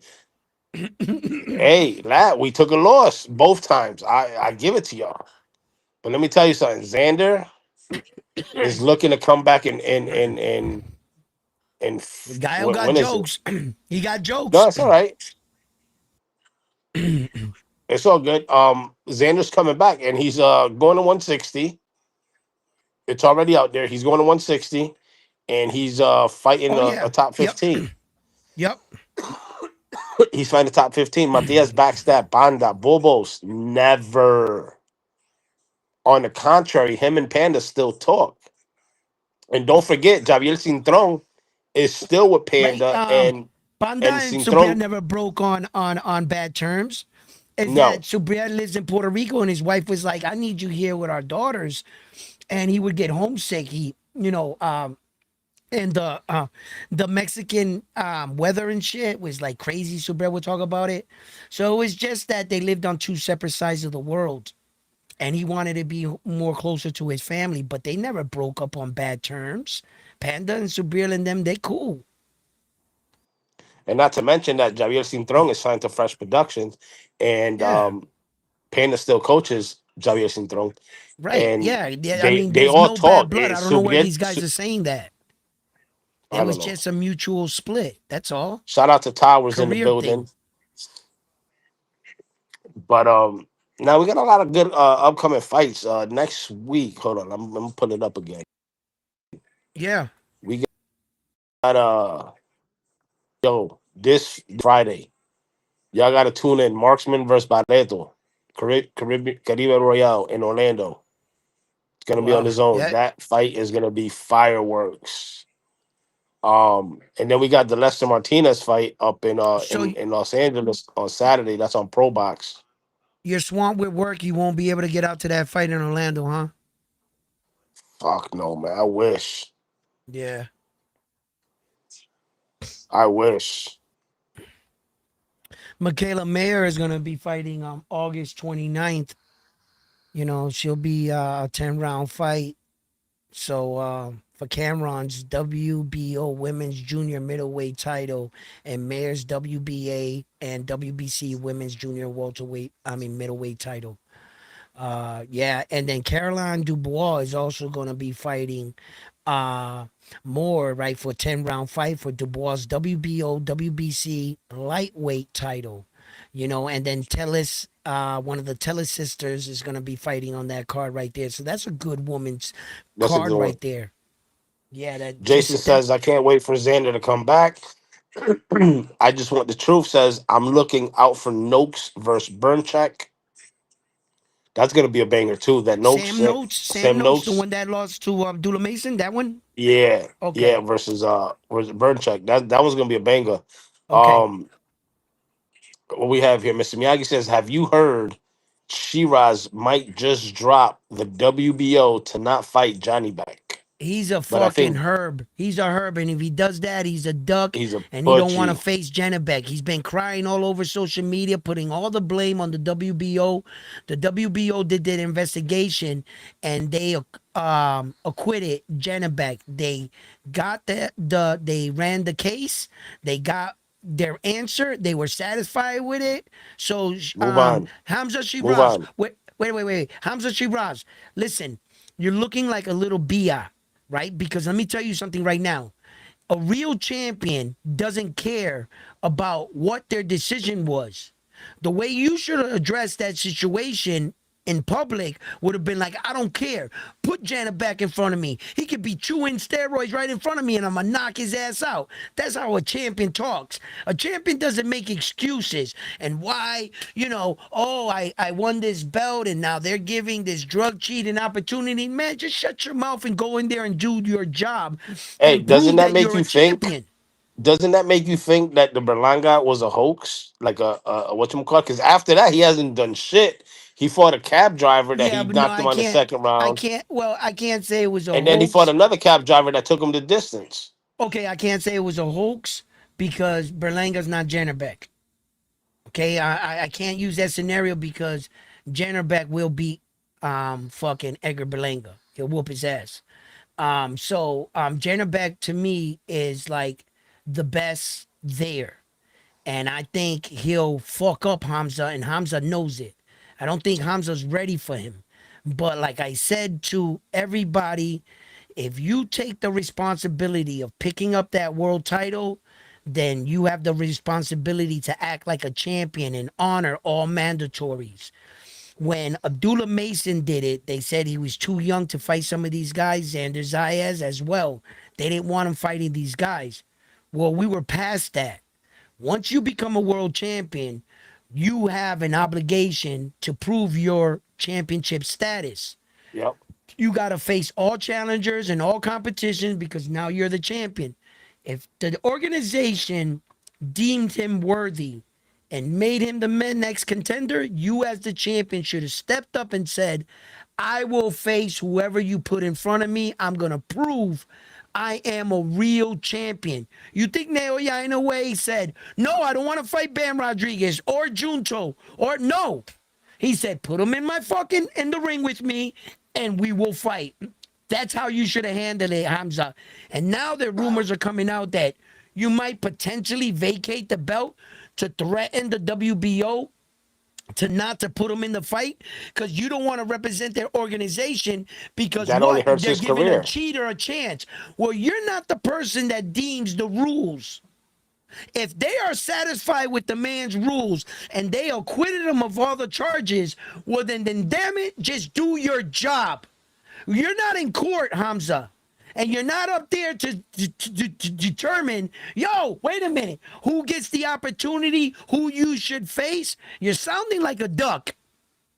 And you're making these threats to the WBO like you're going to get rid of their belt. Well, maybe they don't need you as a champion representing that Exactly. prestigious Puerto Rican title. I don't want no sucker ass dude representing or holding it anyway. So if you Hey, don't want to fight Jenna Beck, just say it.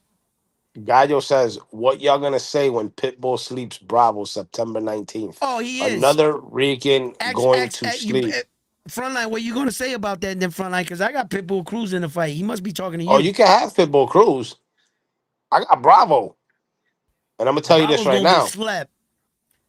Bravo go. Eastside Pitbull Cruz gonna go in there. He go. Your boy gonna go down, bro. Yo, I got Eastside Pitbull Cruz in the fight. It's gonna be is listen, I think Pitbull's gonna win. But I got Bravo. I'm going with You Bravo. think he'll make it the distance with Bravo? I With think Eastside so. Pitbull Cruz? I think I so. don't I think think so. so. I I don't think think there's gonna be a Pitbull's got stoppage it in at that fight. 40. Nah, Nah, Pitbull at by the 40 don't seventh, got it. eighth round, That accumulation of punches, I think, right when we start entering the middle part of the fight, I think by that time Nestor Bravo's gonna be busted up, bro. You know, I could be wrong, you know what I mean? I mean, Nestor Bravo, it's up to Nestor Bravo to come out here and prove all the doubters wrong. You know, fuck what Um, everybody else says. It's up to him. Gallo got a lot to say today. What He he said, say? Matias got to get his licks back. Never rematch Pato or Smith. Well, let me refreshing your Lies, memory there, lies, Gallo. lies, lies, He wanted the lies. rematch with Pato. Pato Yes, he took off to did. 47. Yes. Yes, he did. Smith, the He's been fight just happened, it just happened. Neither of those and, guys have fought since their fight. So what are you talking about? and It's he not like wants his anybody get went back. further. But Subriel has made it publicly known that he's been chasing Liam Paro. He wants that fight. So you can't say that, Gallo Fino. You can't say that, bro. He says, y'all still mad? Hamza, that he slept Belanga. Listen, he slept him. We're He's past mad. that. Boogie's. Boogie and Frontline. Boogie I, has never gotten over it, right? He's never even been back to the show since the fight, right? He's in turmoil, right? These guys are not me, not me. I'm I not mad. had I'm Hamza in over his that. last fight. I had Hamza in his world title fight. I had Hamza, so I actually was rocking with Hamza all the way while he was doing this. I even said, listen, guys, Hamza fought more reserved in his last fight. They want to give this guy an opportunity. And Zach there, he was more durable than I thought.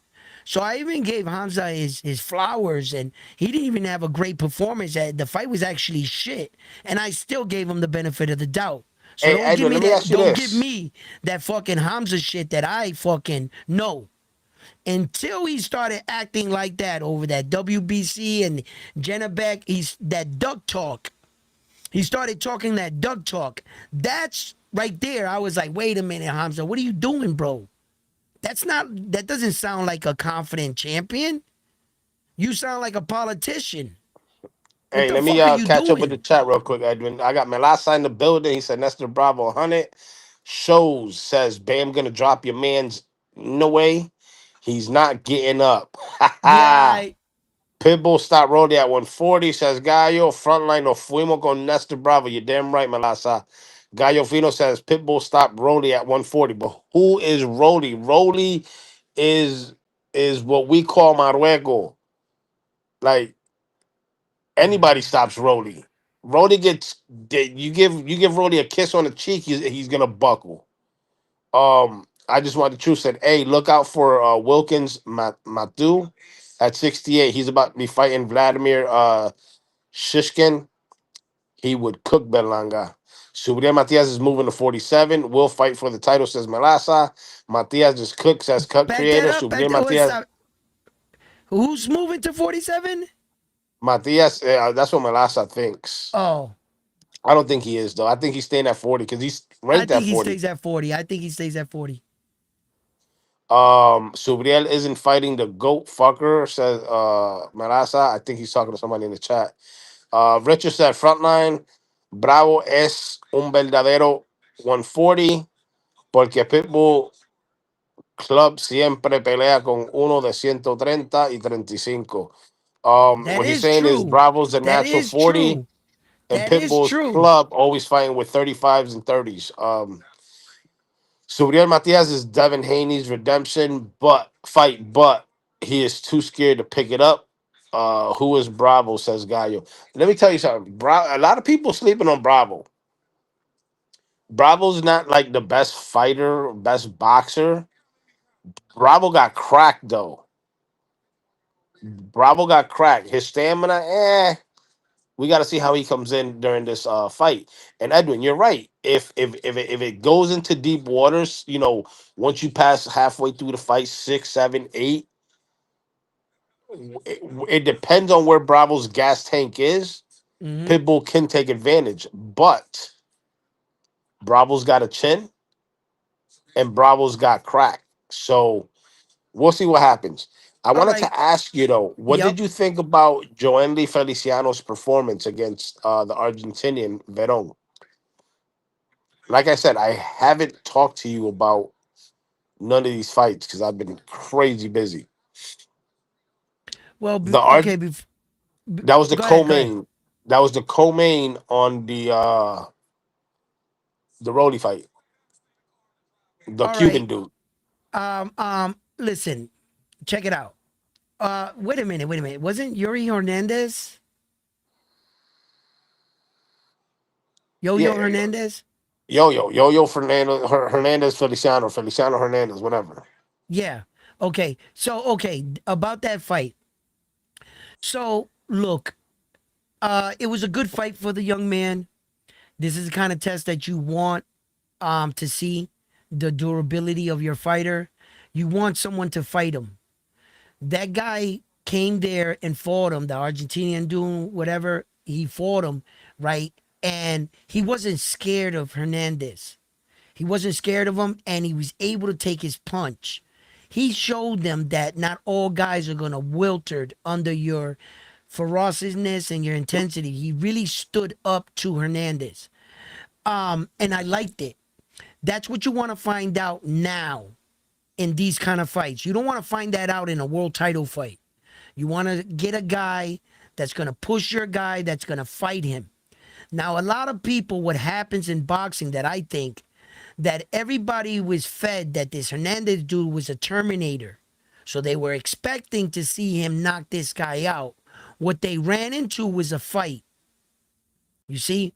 So he wasn't able to get the knockout, and then a lot of people viewed the fight as garbage. Like, oh shit, this and no. But what actually happened was a test. And he needs Well, that. in case you didn't know, Veron, the Argentinian is a natural 154. Yeah. He went up to 60 to fight Yo-Yo. Now, everybody knows Veron. Argentinians are tough, period. No, they tough. But Veron doesn't have crack. And he made Yo-Yo dance a couple times Well, in the fight. no. You can't say he doesn't have crack because now he moves up another weight division. He's not depleted as much. He goes up. His power started showing up. We've seen that many times. So his power actually translated better new in the weight division and he showed it to Hernandez. That's all that happened. If you Hey, underestimated him, that was on you. You know what I'm no, saying? I And just saying like I don't the feel he's that fame. guy. I just think he's getting hyped up too much when he hasn't fought nobody. You know what I'm saying? Respectfully so. Respectfully so. All these fighters need hype behind their, and it's up to them to go up there and win these wins. Now, I took it as a learning curve. I think that if he goes out in his next fight and starches a guy, knock him out, you'll never remember about that fight. That's the fight business. As long as you keep getting better and bringing blood and knockouts, the fans will forget about those fights right there. But in actuality, that's what he needed. He needed to be tested. I thought he was going to go in there and railroad this Argentinian dude. I really thought that because he was being advertised as this Terminator, Hernandez. Then we found out he's human. He's human. And it was a real test for the young fighter in the regards of young in his career. And I liked the fight. I liked it. But it also exposed him on things he needs to work out. It also, you're not this Terminator just yet, you know, but you have the Yeah. potential. You have the Melasa potential. It's says all there. Melasa says people think Nestor Bravo isn't ready because they don't know him. Nestor Bravo is part of Fresh Promotion stable. I just want the truth. Says who y'all got, Abbas Baru or versus Stantian? I got Abbas Baru. I got Baz I Baru. got about that's another fighter that a lot of people underestimate, and I got Abbas Baz Baru Baru will in that take you fight. to deep, deep He's gonna drown waters. Santion. He's gonna drown him. Yep. Uh, Richard said es un verdadero 140. Bravo's a natural 140. Mr. Miyagi said when fans were saying that Hernandez was the 160-pound boogeyman, his fight on the Canelo versus Crawford card, the ref jumped in well early. The guy was still throwing and touching Hernandez up. I was You never know sold it. on him. Melasa says Verone is a natural 160. Edwin, check Verone's record and what division he started and fought.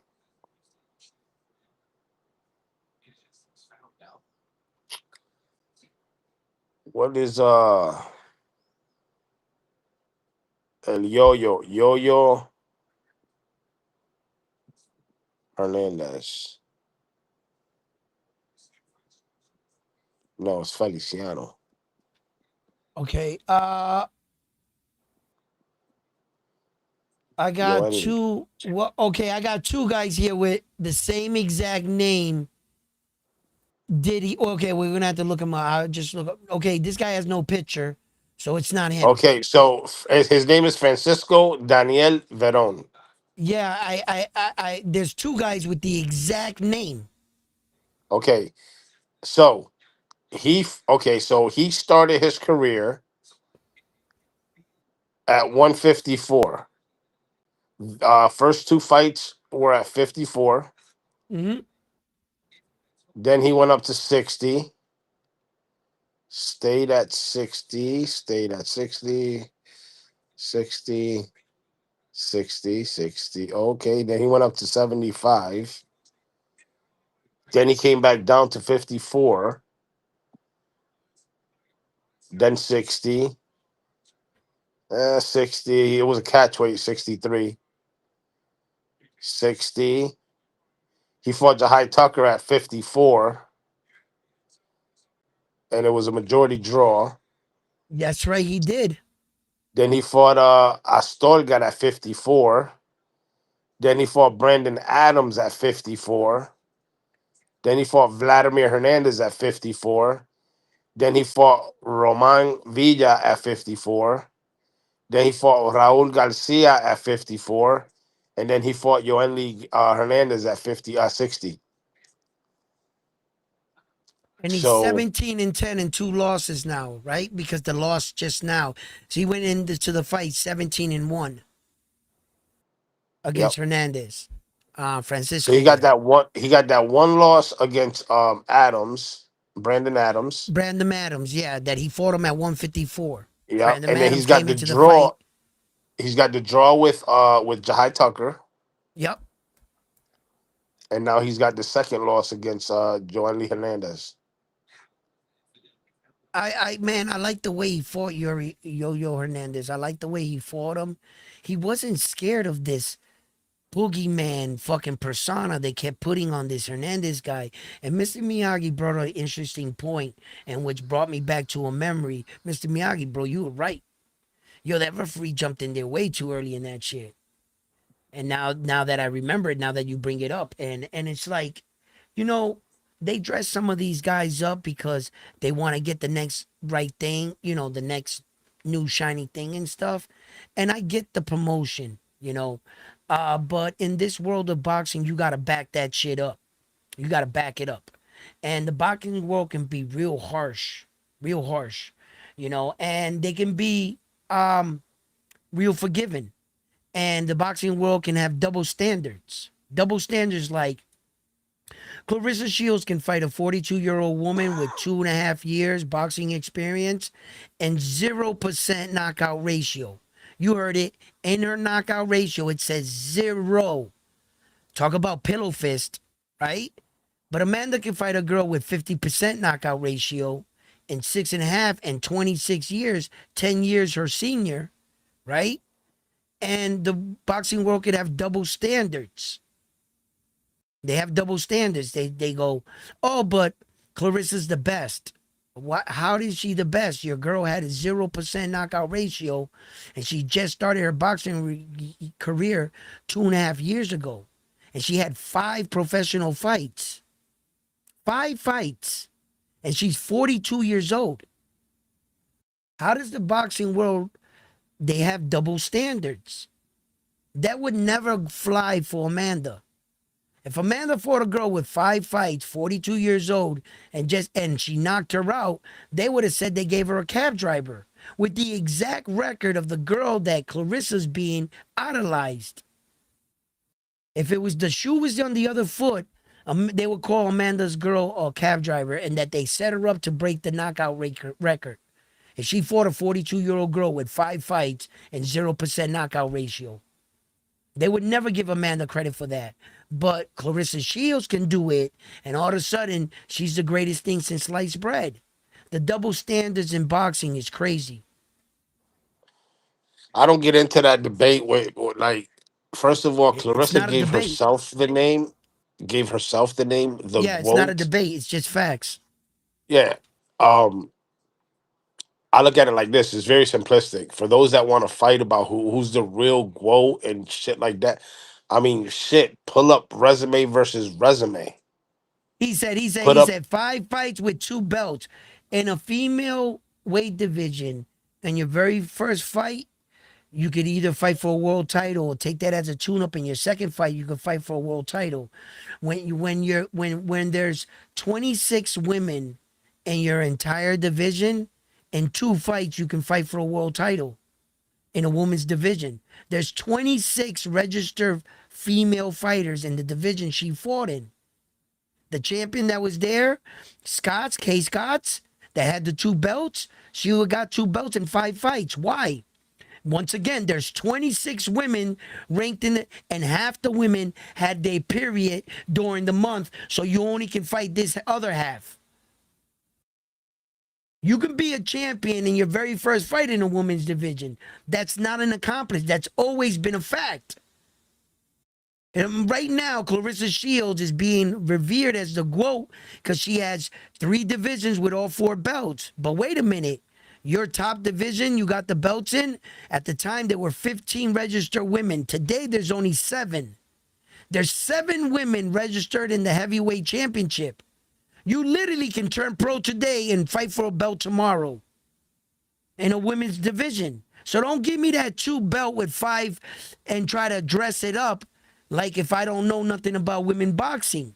Hey, and by the And way, Edwin, that's speaking of that it's Amanda two. card, speaking of that Amanda card, that little Mexican chick that fought that girl from Denmark, She got robbed. 100% robbery. She got robbed. One, She got yo, robbed. that Mexican girl She got put robbed. brakes, Little Rocky fists. there. I mean, shit, on the Latin channels, they were calling her Little Jalapeno because Yo, she was spicy. she was spicy. She was catching her with that overhead Bro, shot. she She was was beating the brakes. catching That her. that was a robbery, bro. That was a robbery. I went That back and was I a watched robbery. it. I felt bad. I want to That's see a that robbery. Mexican girl come back again. She I should want have to see her been come back again two-time world champion because she was for former sure. world champion. Yeah, she got robbed. Um, Let me see. Clarissa ain't no quote fighting a 42-year-old, says Jason. Mr. Miyagi says, give me Shakur versus Andy Hiroka, Adam Azim, Alberto Pollo, and Rayo. Cut Creator says, you're Damn. ignoring the question. What was the Gallo says, question? shut up. Serrano just got gifts. She lost that fight. Couldn't break the KO record. Um, Yeah. I thought it was Okay, okay, 7 wait, wait, fights, wait, so I wait, might wait, be wait, wait, wait, wrong. wait, wait, wait. Stop right there. Stop right there. Stop right there. Stop, stop, stop, stop, stop, stop, stop, stop. Okay, thank you for bringing that up. Who was it? Cut Creator or whatever? He said Serrano got a gift and this and that. Well, then No, that you're was Gallo. obvious That was Gallo. Gallo. Okay, okay. You're obviously admitting that Serrano was in a tougher fight then, because the Clarissa Shield fight was a one-sided event with a girl that had 5 fights. Okay, so what you're admitting is that Serrano's competition was tougher. She was 10 years younger, 27 years old. Amanda's 37 years old with 50 fights of mileage on her. She has wear and tear on her. Serrano, you're fighting a 37-year-old woman that's a 7 division world champion and that has miles on her like Saul.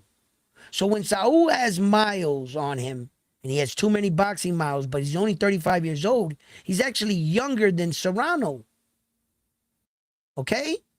So when you got Serrano in a tougher fight and you're saying she was gifted, well, a close fight would go to the champion now, wouldn't it? We give them the champion's nod. So you're mad because you didn't go in there and definitively beat the champion, but she had competition. It's way better than that one-sided event that I saw Clarissa Shields in. Come again? Um, Stop it. it Gallo said it's okay, we're not crying. Um You're talking crazy. Women fight in their period all the time. The date is the date. They can't say, "Hey, I might be on my That was a period." joke. Laughing That was a emoji. joke. Stop it. I know they fight in their period all the time. That was a joke. Stop it. Melas Melasa says Serrano needs to pass the torch to Alicia Baumgartner. But Melasa, no. Amanda wants to pass the torch to another Puerto Rican fighter. Yeah, you know that's gonna happen. Like the brothers I want to really pass don't care the about torch to the brothers, the Mexicans want to pass the torch to the Mexicans, and the Puerto Ricans are gonna try to pass the torch to another Puerto Rican. Come on, that's he always said gonna happen like that. Fucking Mela, Canelo Alvarez got in the ring trying to pass the torch to who? Jaime Munguia. Terrence Crawford got in the torch trying to pass the torch to who? Shakur Stevenson. You know what I'm saying? It's always been that way. So she's probably not gonna. Well. Canelo got the torch from Floyd. That Floyd gave it to Canelo on a loss, and he stamped Canelo. So let's just remember how the Mexicans got the torch in the first place off of a loss, because our champion gratefully walked away from the sport, and he gave it to you guys in a default. So don't fuck with me. Gallo says they set that girl up to get stopped and she gave her hell. No, y'all just thought wrong. I just want the truth said. It's not Clarissa's fault that she doesn't have wear and tear on her. Tell Amanda to get her skills up. Wear and tear Gallo is not her. Wait. Stop right there. Stop right there. Um, that yo, you almost said something. Almost said something. How can you get wear and tear with 19 fights? I don't want to say anything harsh to you, but that statement right there was crazy. You're gonna add 50 fights to 19 fights. You're gonna compare those two. Wear and tear comes by longevity. You're not gonna get wear and tear in 19 fights. If Amanda had 19 fights, then she wouldn't have wear and tear now, would she? You almost said something, but you said nothing. Continue reading. Gallo says if that was the case, why didn't they give it to Rolly, the champ? They should have gave it to Rolly with your logic. Why didn't Okay, they give it to Rolly. Rolly like Serrano with Okay, that with because your of the logic? fact, because Rolly's fight wasn't closer than Serrano's. That's why my logic works. The Serrano fight was actually competitive. The Rolly fight, he only in real life only won 3 or 4 rounds. He wasn't the Tio fight wasn't that close. Tio beat him outright. Like outright. And then the judging tried to make it look like it was closer. But the Well, reality, I disagree. I disagree where he clearly won. I think the fight was a lot closer than what people think. nah, And I encourage you to go watch it again. yeah, I think Tio. No, the only times I saw Rolly win a round was those rounds where he might have got Tio, but there was some rounds that he did stagger Tio. He did hurt him in the round, but Tio was winning the round. Tio was winning the majority of the round. So I couldn't give the round by one punch definitively because Tio was doing effective punching. It wasn't, he didn't land the more powerful, so we gave Rolly the power shot. But one power shot in a competitive round doesn't give you the round. Tio was actually winning the round. So in reality, Rolly hit Tio with the more powerful shots and he had more visible damage. But Tio did the better work.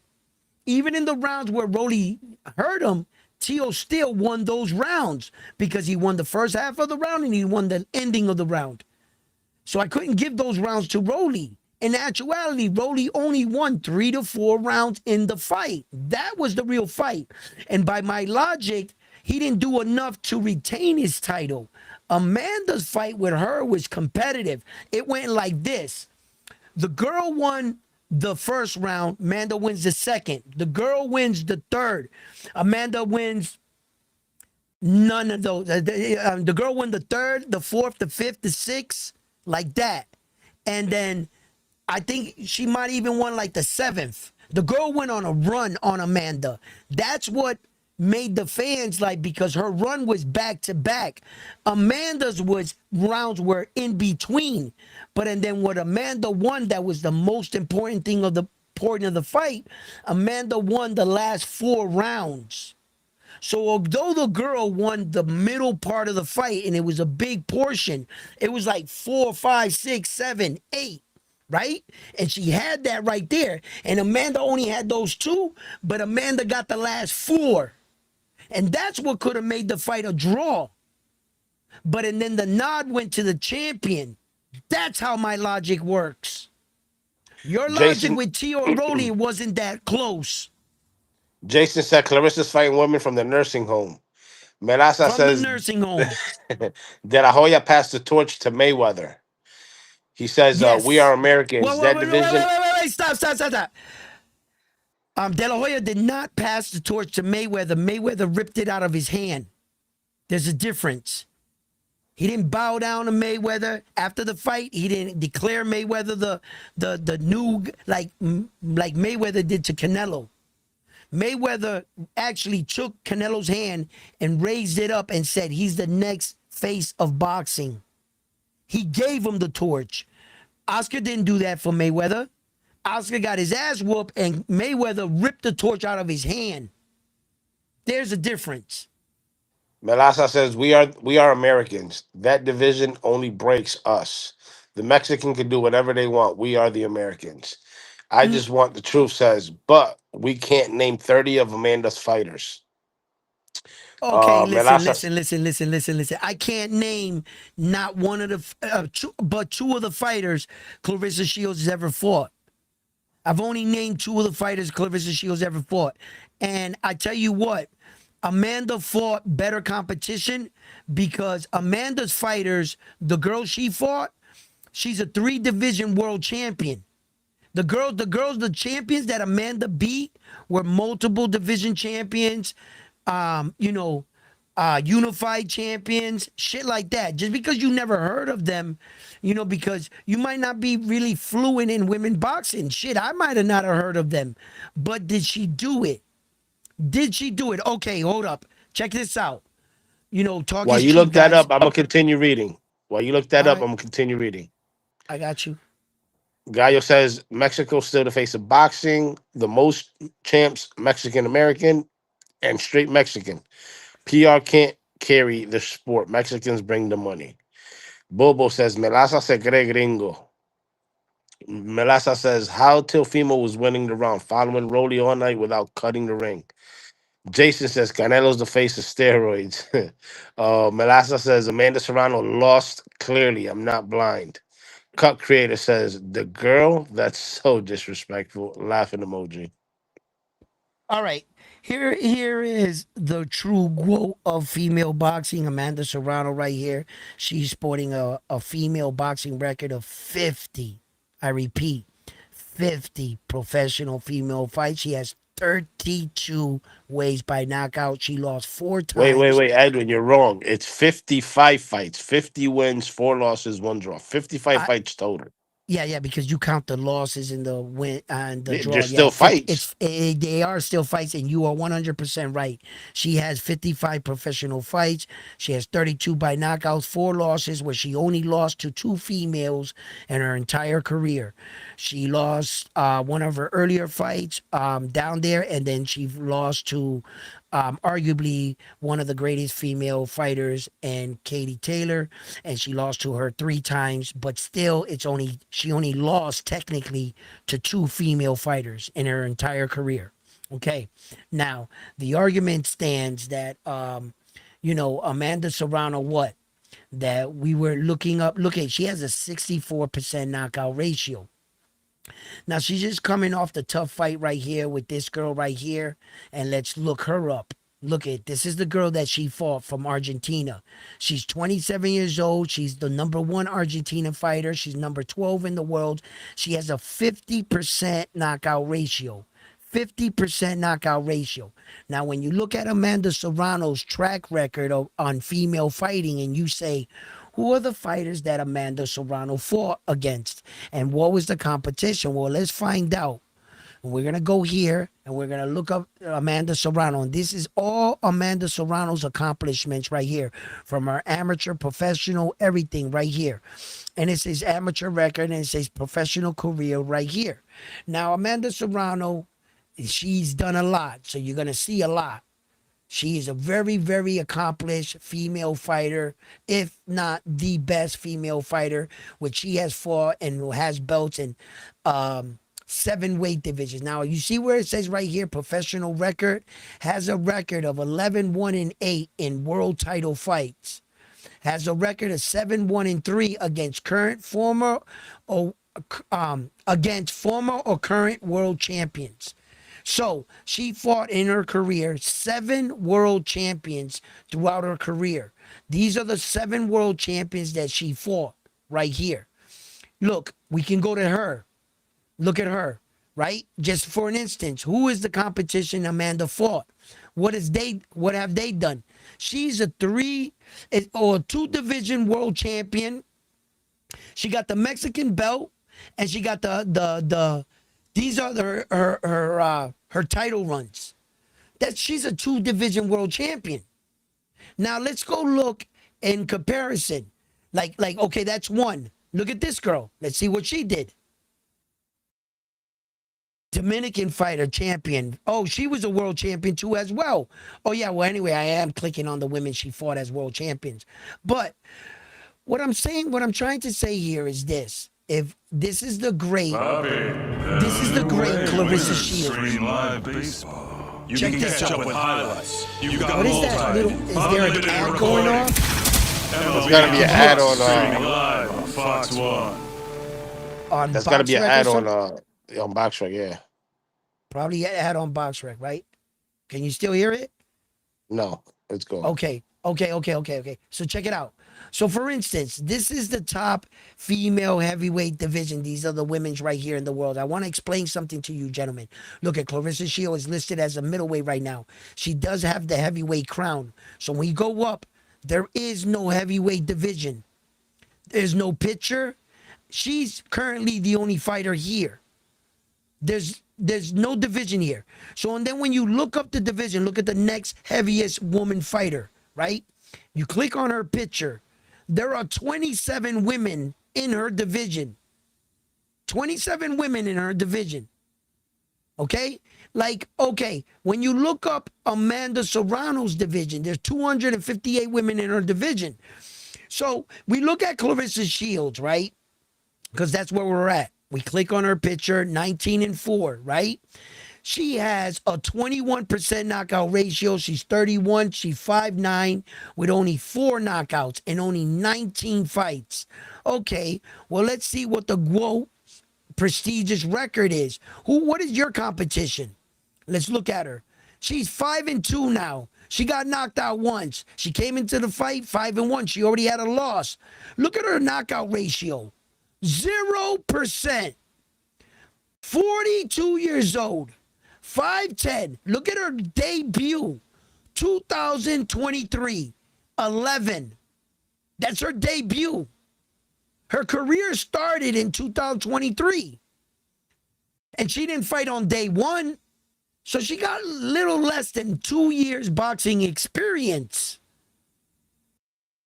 A 0% knockout rate. You're fighting somebody basically with no boxing experience. If we go down to the next divisions, you click here. You go right there. There are 29 registered women in the world in this division. When you go down to Amanda Serrano's division, you go all the way down here and you look at Amanda Serrano and you bring her up. There are 258 registered women in her country. She fights in the meat and potatoes in the women's division, where the most competition, the best female fighters in the world fight in these divisions. You're fighting in a division with 7 women. Clarissa Shields is fighting in a division with 7 women, and they want me to respect and honor her run. They want me to honor your run with 7. Come on, man. What are we talking about here, guys?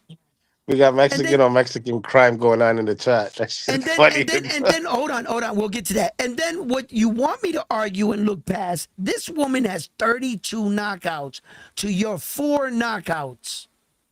To your 4. And then they have the audacity to say Clarissa Shields somehow her 4 knockouts are better than Amanda's 32. Well, then let's go see what your fucking your female freaking all-time best fighter. Okay. Well, let's see who the 4 women was it that she knocked out. We got to go down far because she's not known. Okay, wait.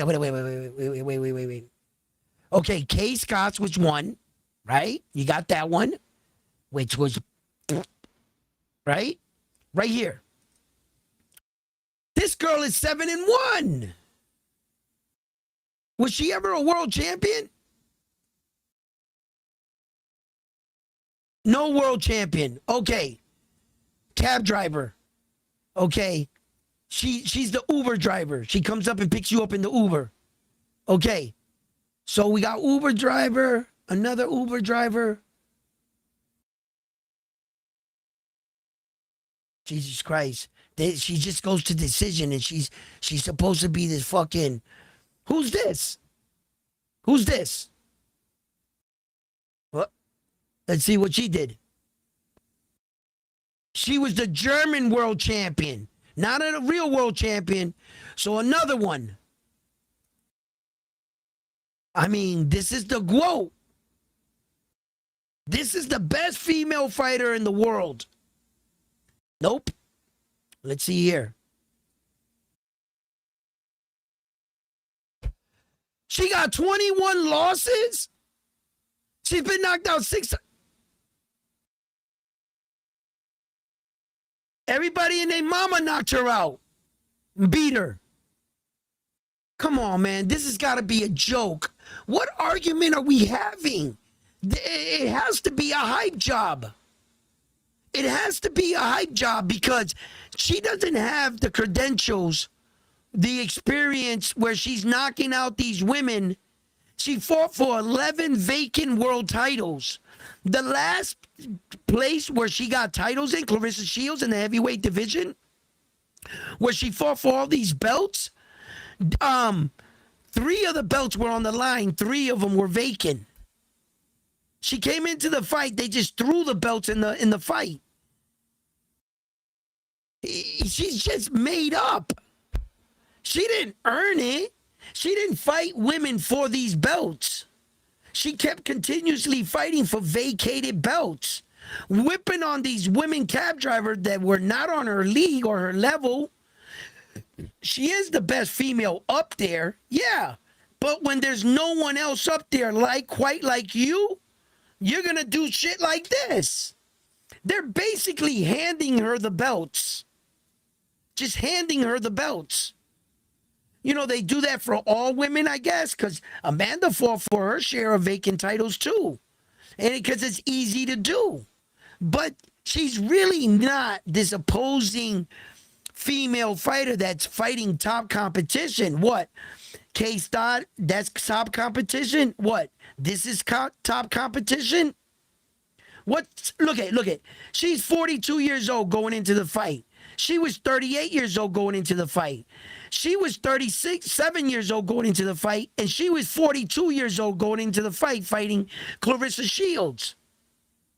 You, in your last 4 fights, you fought 2 women that were 42 years old, one that was 38 years old, and one that was 36 years old. Amanda's last 4 fights, she fought a 27 years old, she fought a 28-year-old, she fought a 22-year-old, and a 26-year-old. What are we talking about here, guys? You're not even, Clarissa's not even fighting girls to, no. And I gotta sit here and I gotta agree just because she was able to do it? Just because you were able to achieve it. Like the fact that Clarissa Shield became the first female to get all 4 belts in 3 separate weight divisions. Yeah, you were able to do it. Congratulations. But if we as boxing fans enable this behavior, if we just stamp her the GOAT and don't push, her excellence, make her fight other women fighters, make her solidify her claim. Because if you enable this behavior right now, you have already stamped her the GOAT with only fighting 1 time in the female heavyweight division. 1 time. And she only has 2 fights in the other division. And you stamped her the female GOAT. It's just going to take, for a matter of time, some German girl to come out and fight in the heavyweight division, get all the belts, and fight 2 times. And her records are gone. Gone, scratched out of the record books, Clarissa Shields. Because the bar she set was 1 fight. And you guys are enabling this by stamping her the GOAT. All it took was 1 fight. You're the best. Don't do that. Make Clarissa, make a reign. Beat the shit out of all the other females. Make it so hard to catch her that you can't pass her GOAT status, and she solidifies herself as the GOAT. But you guys out here right now, because of culture, because of personality, because of the people that go to her fight, you want to stamp her the GOAT without her doing very little. And that's going to be a mistake. That's going to be a mistake. Because it's just going to take some Swedish girl, some Denmark girl to come out of nowhere and just fight 2 times and break all her records. Because you guys set the bar so low for your female GOAT. She doesn't have any reigns. She just got a bunch of titles. That's it. And her reign and her legacy is paper thin. Paper thin. As soon as female boxing picks up in 5 years and there's more women boxing, all Clarissa Shields' records are going to be out of the record books. Every one of her records are going to be gone, scratched out of the women boxing, because it's not going to be too hard to beat them. You guys never held her to a standard where she needed to make a dominant run, and that's going to be your fault. And Clarissa Shields, in a few years, her run is going to be a memory. And you guys enabled it. You guys didn't make her fight 50 fights, get 7 divisions. You guys didn't make her go down and fight the top people. You guys fucking bowed to her with 1 fucking fight of a girl with 5 professional fights.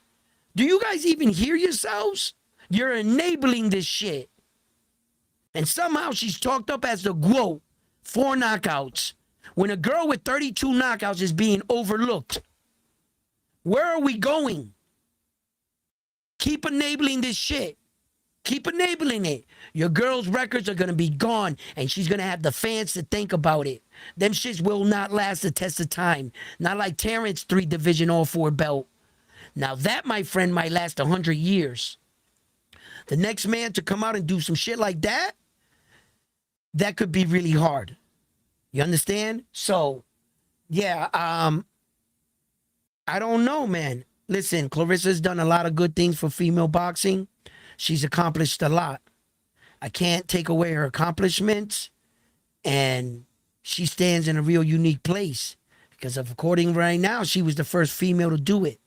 And congratulations to you for doing that for female boxing. But I will not, Clarissa Shields is standing on the train tracks, and the train is coming, and no one's telling her to get off the track. Everybody keeps cheering her on.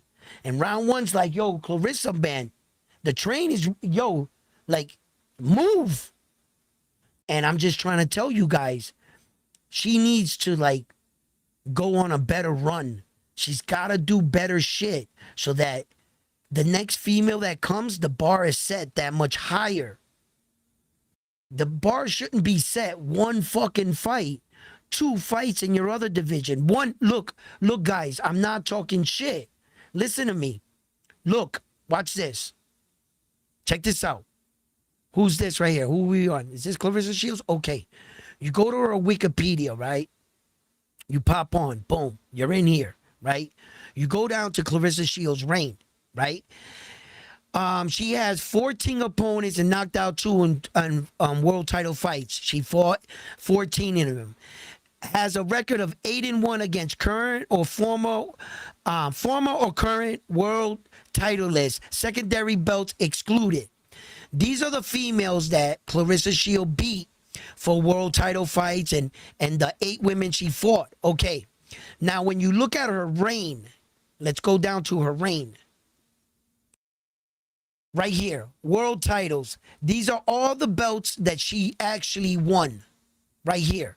She's a two-time Olympic gold medalist. Everything that she did is right here, right? Here's the problem. In the super middleweight, she has one.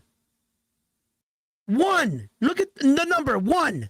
And the next one, which is the same one, one. Here, two. Here, one. That's her reign. That's her reign. Two defenses, one defense. That's Clarissa Shields' reign, whether you want to believe it, accept it, or not. This is her run, people. It's going to take a girl to come out and do what? 3 fights, 3 defense? And she beats you. 1 defense, and she beats you. You understand?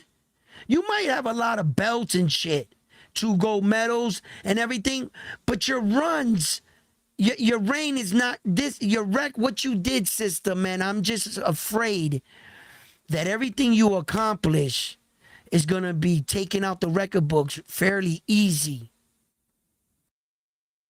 And for as great as American champion you are, I just want you to solidify your claim as the GOAT. I have no problem with you being the GOAT. I got no problem with that. You're an American fighter. I support you. But I'm just noticing and I'm pointing out that very soon, once women boxing starts popping off, the next female champion is going to come out. She's just going to need 2, 3 title defenses. Your run is paper thin, sweetheart. It's paper thin. It's not going to last. Hey, we got to fact check. We fight. He says that Serrano only defended 2 of her belts. Tell the whole story, bro. Okay, let's go there then too. Let's go there too. Bam. And like I said, if he was here the whole show, he would say he wouldn't know that I said, and Amanda Serrano's in the same category because she fought for a bunch of vacant belts. I did say that.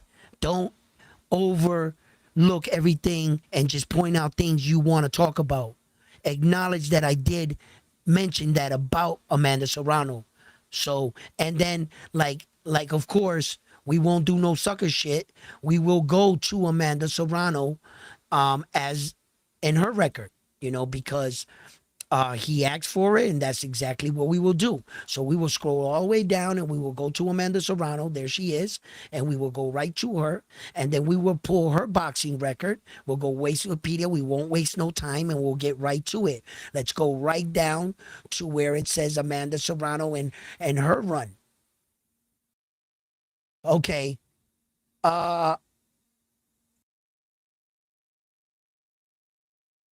Amanda Serrano has 0 here, 0 here, 0 here. These are the same dates though. 0 here. No, those are you're looking at minors. You're looking at minors. Go down. Yeah, go but down these further. are minor world titles. Hold on. Let me look through them.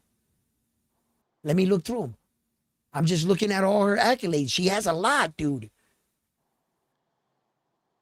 Yeah, but those are world titles. There you go. Okay, right there. These are world titles. Yeah, these are the world titles. We got to them now. Okay, so she has 1 here. She has 0 here, 0 here, 0 here, 2 here, 1 here, like that. That's Amanda's record, like right there. Now, here's the thing with Amanda's situation and Clarissa Shields' situation. Here's the thing. Check this out. Here's where the difference lies in their thing. In Amanda's weight division, there are over 258 fighters.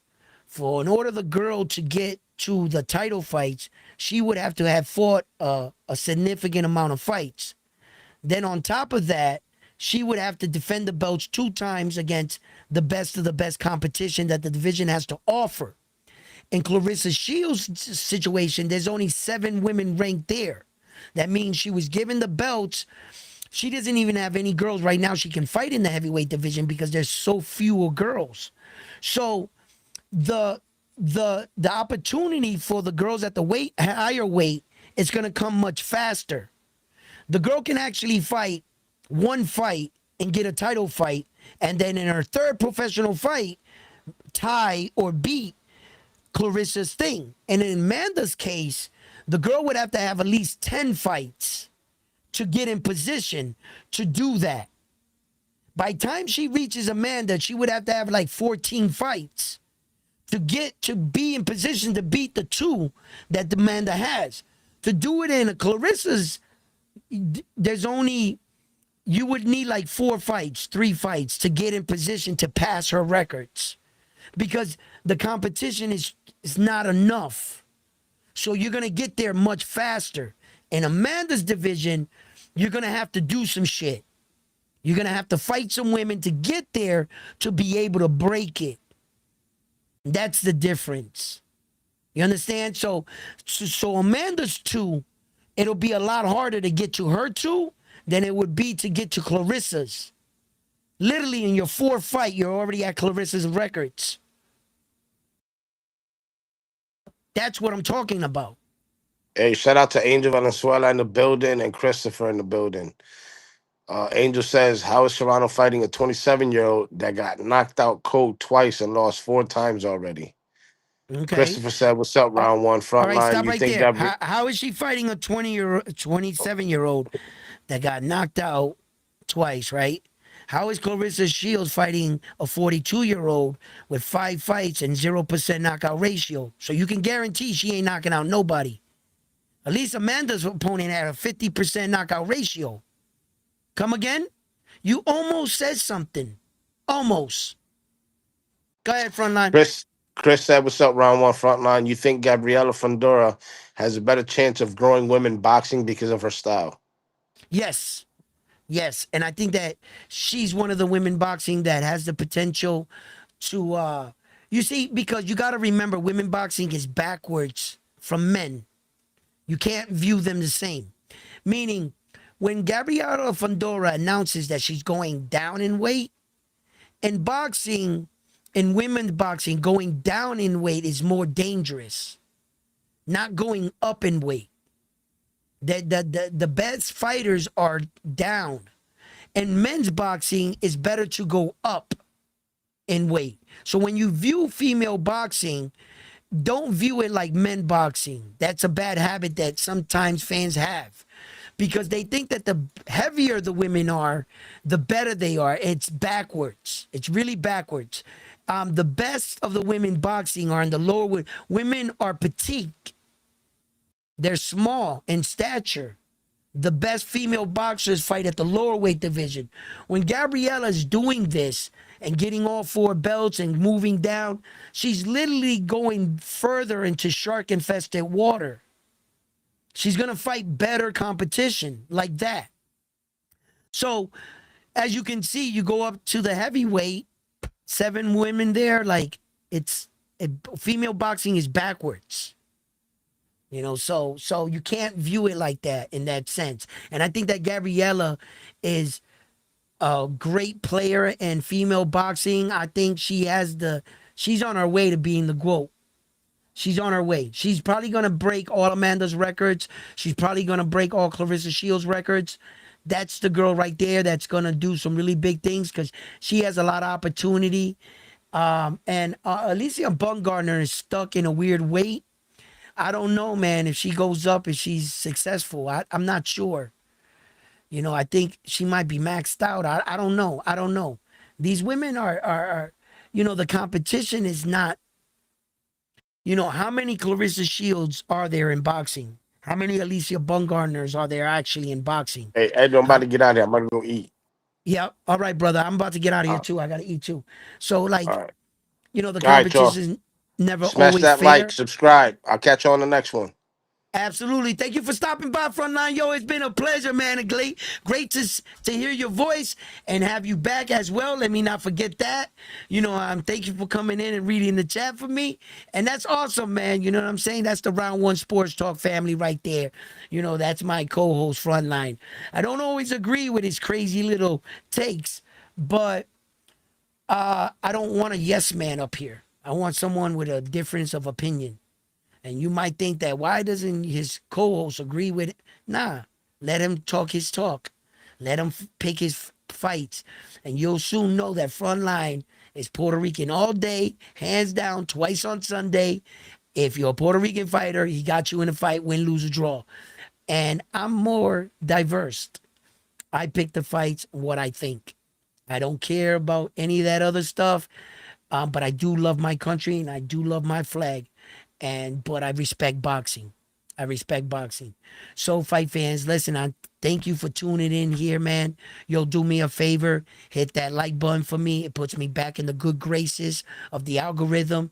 They haven't been putting out my videos because I got copyright like 20 something times last month because I kept putting that intro thing and I didn't know it was happening.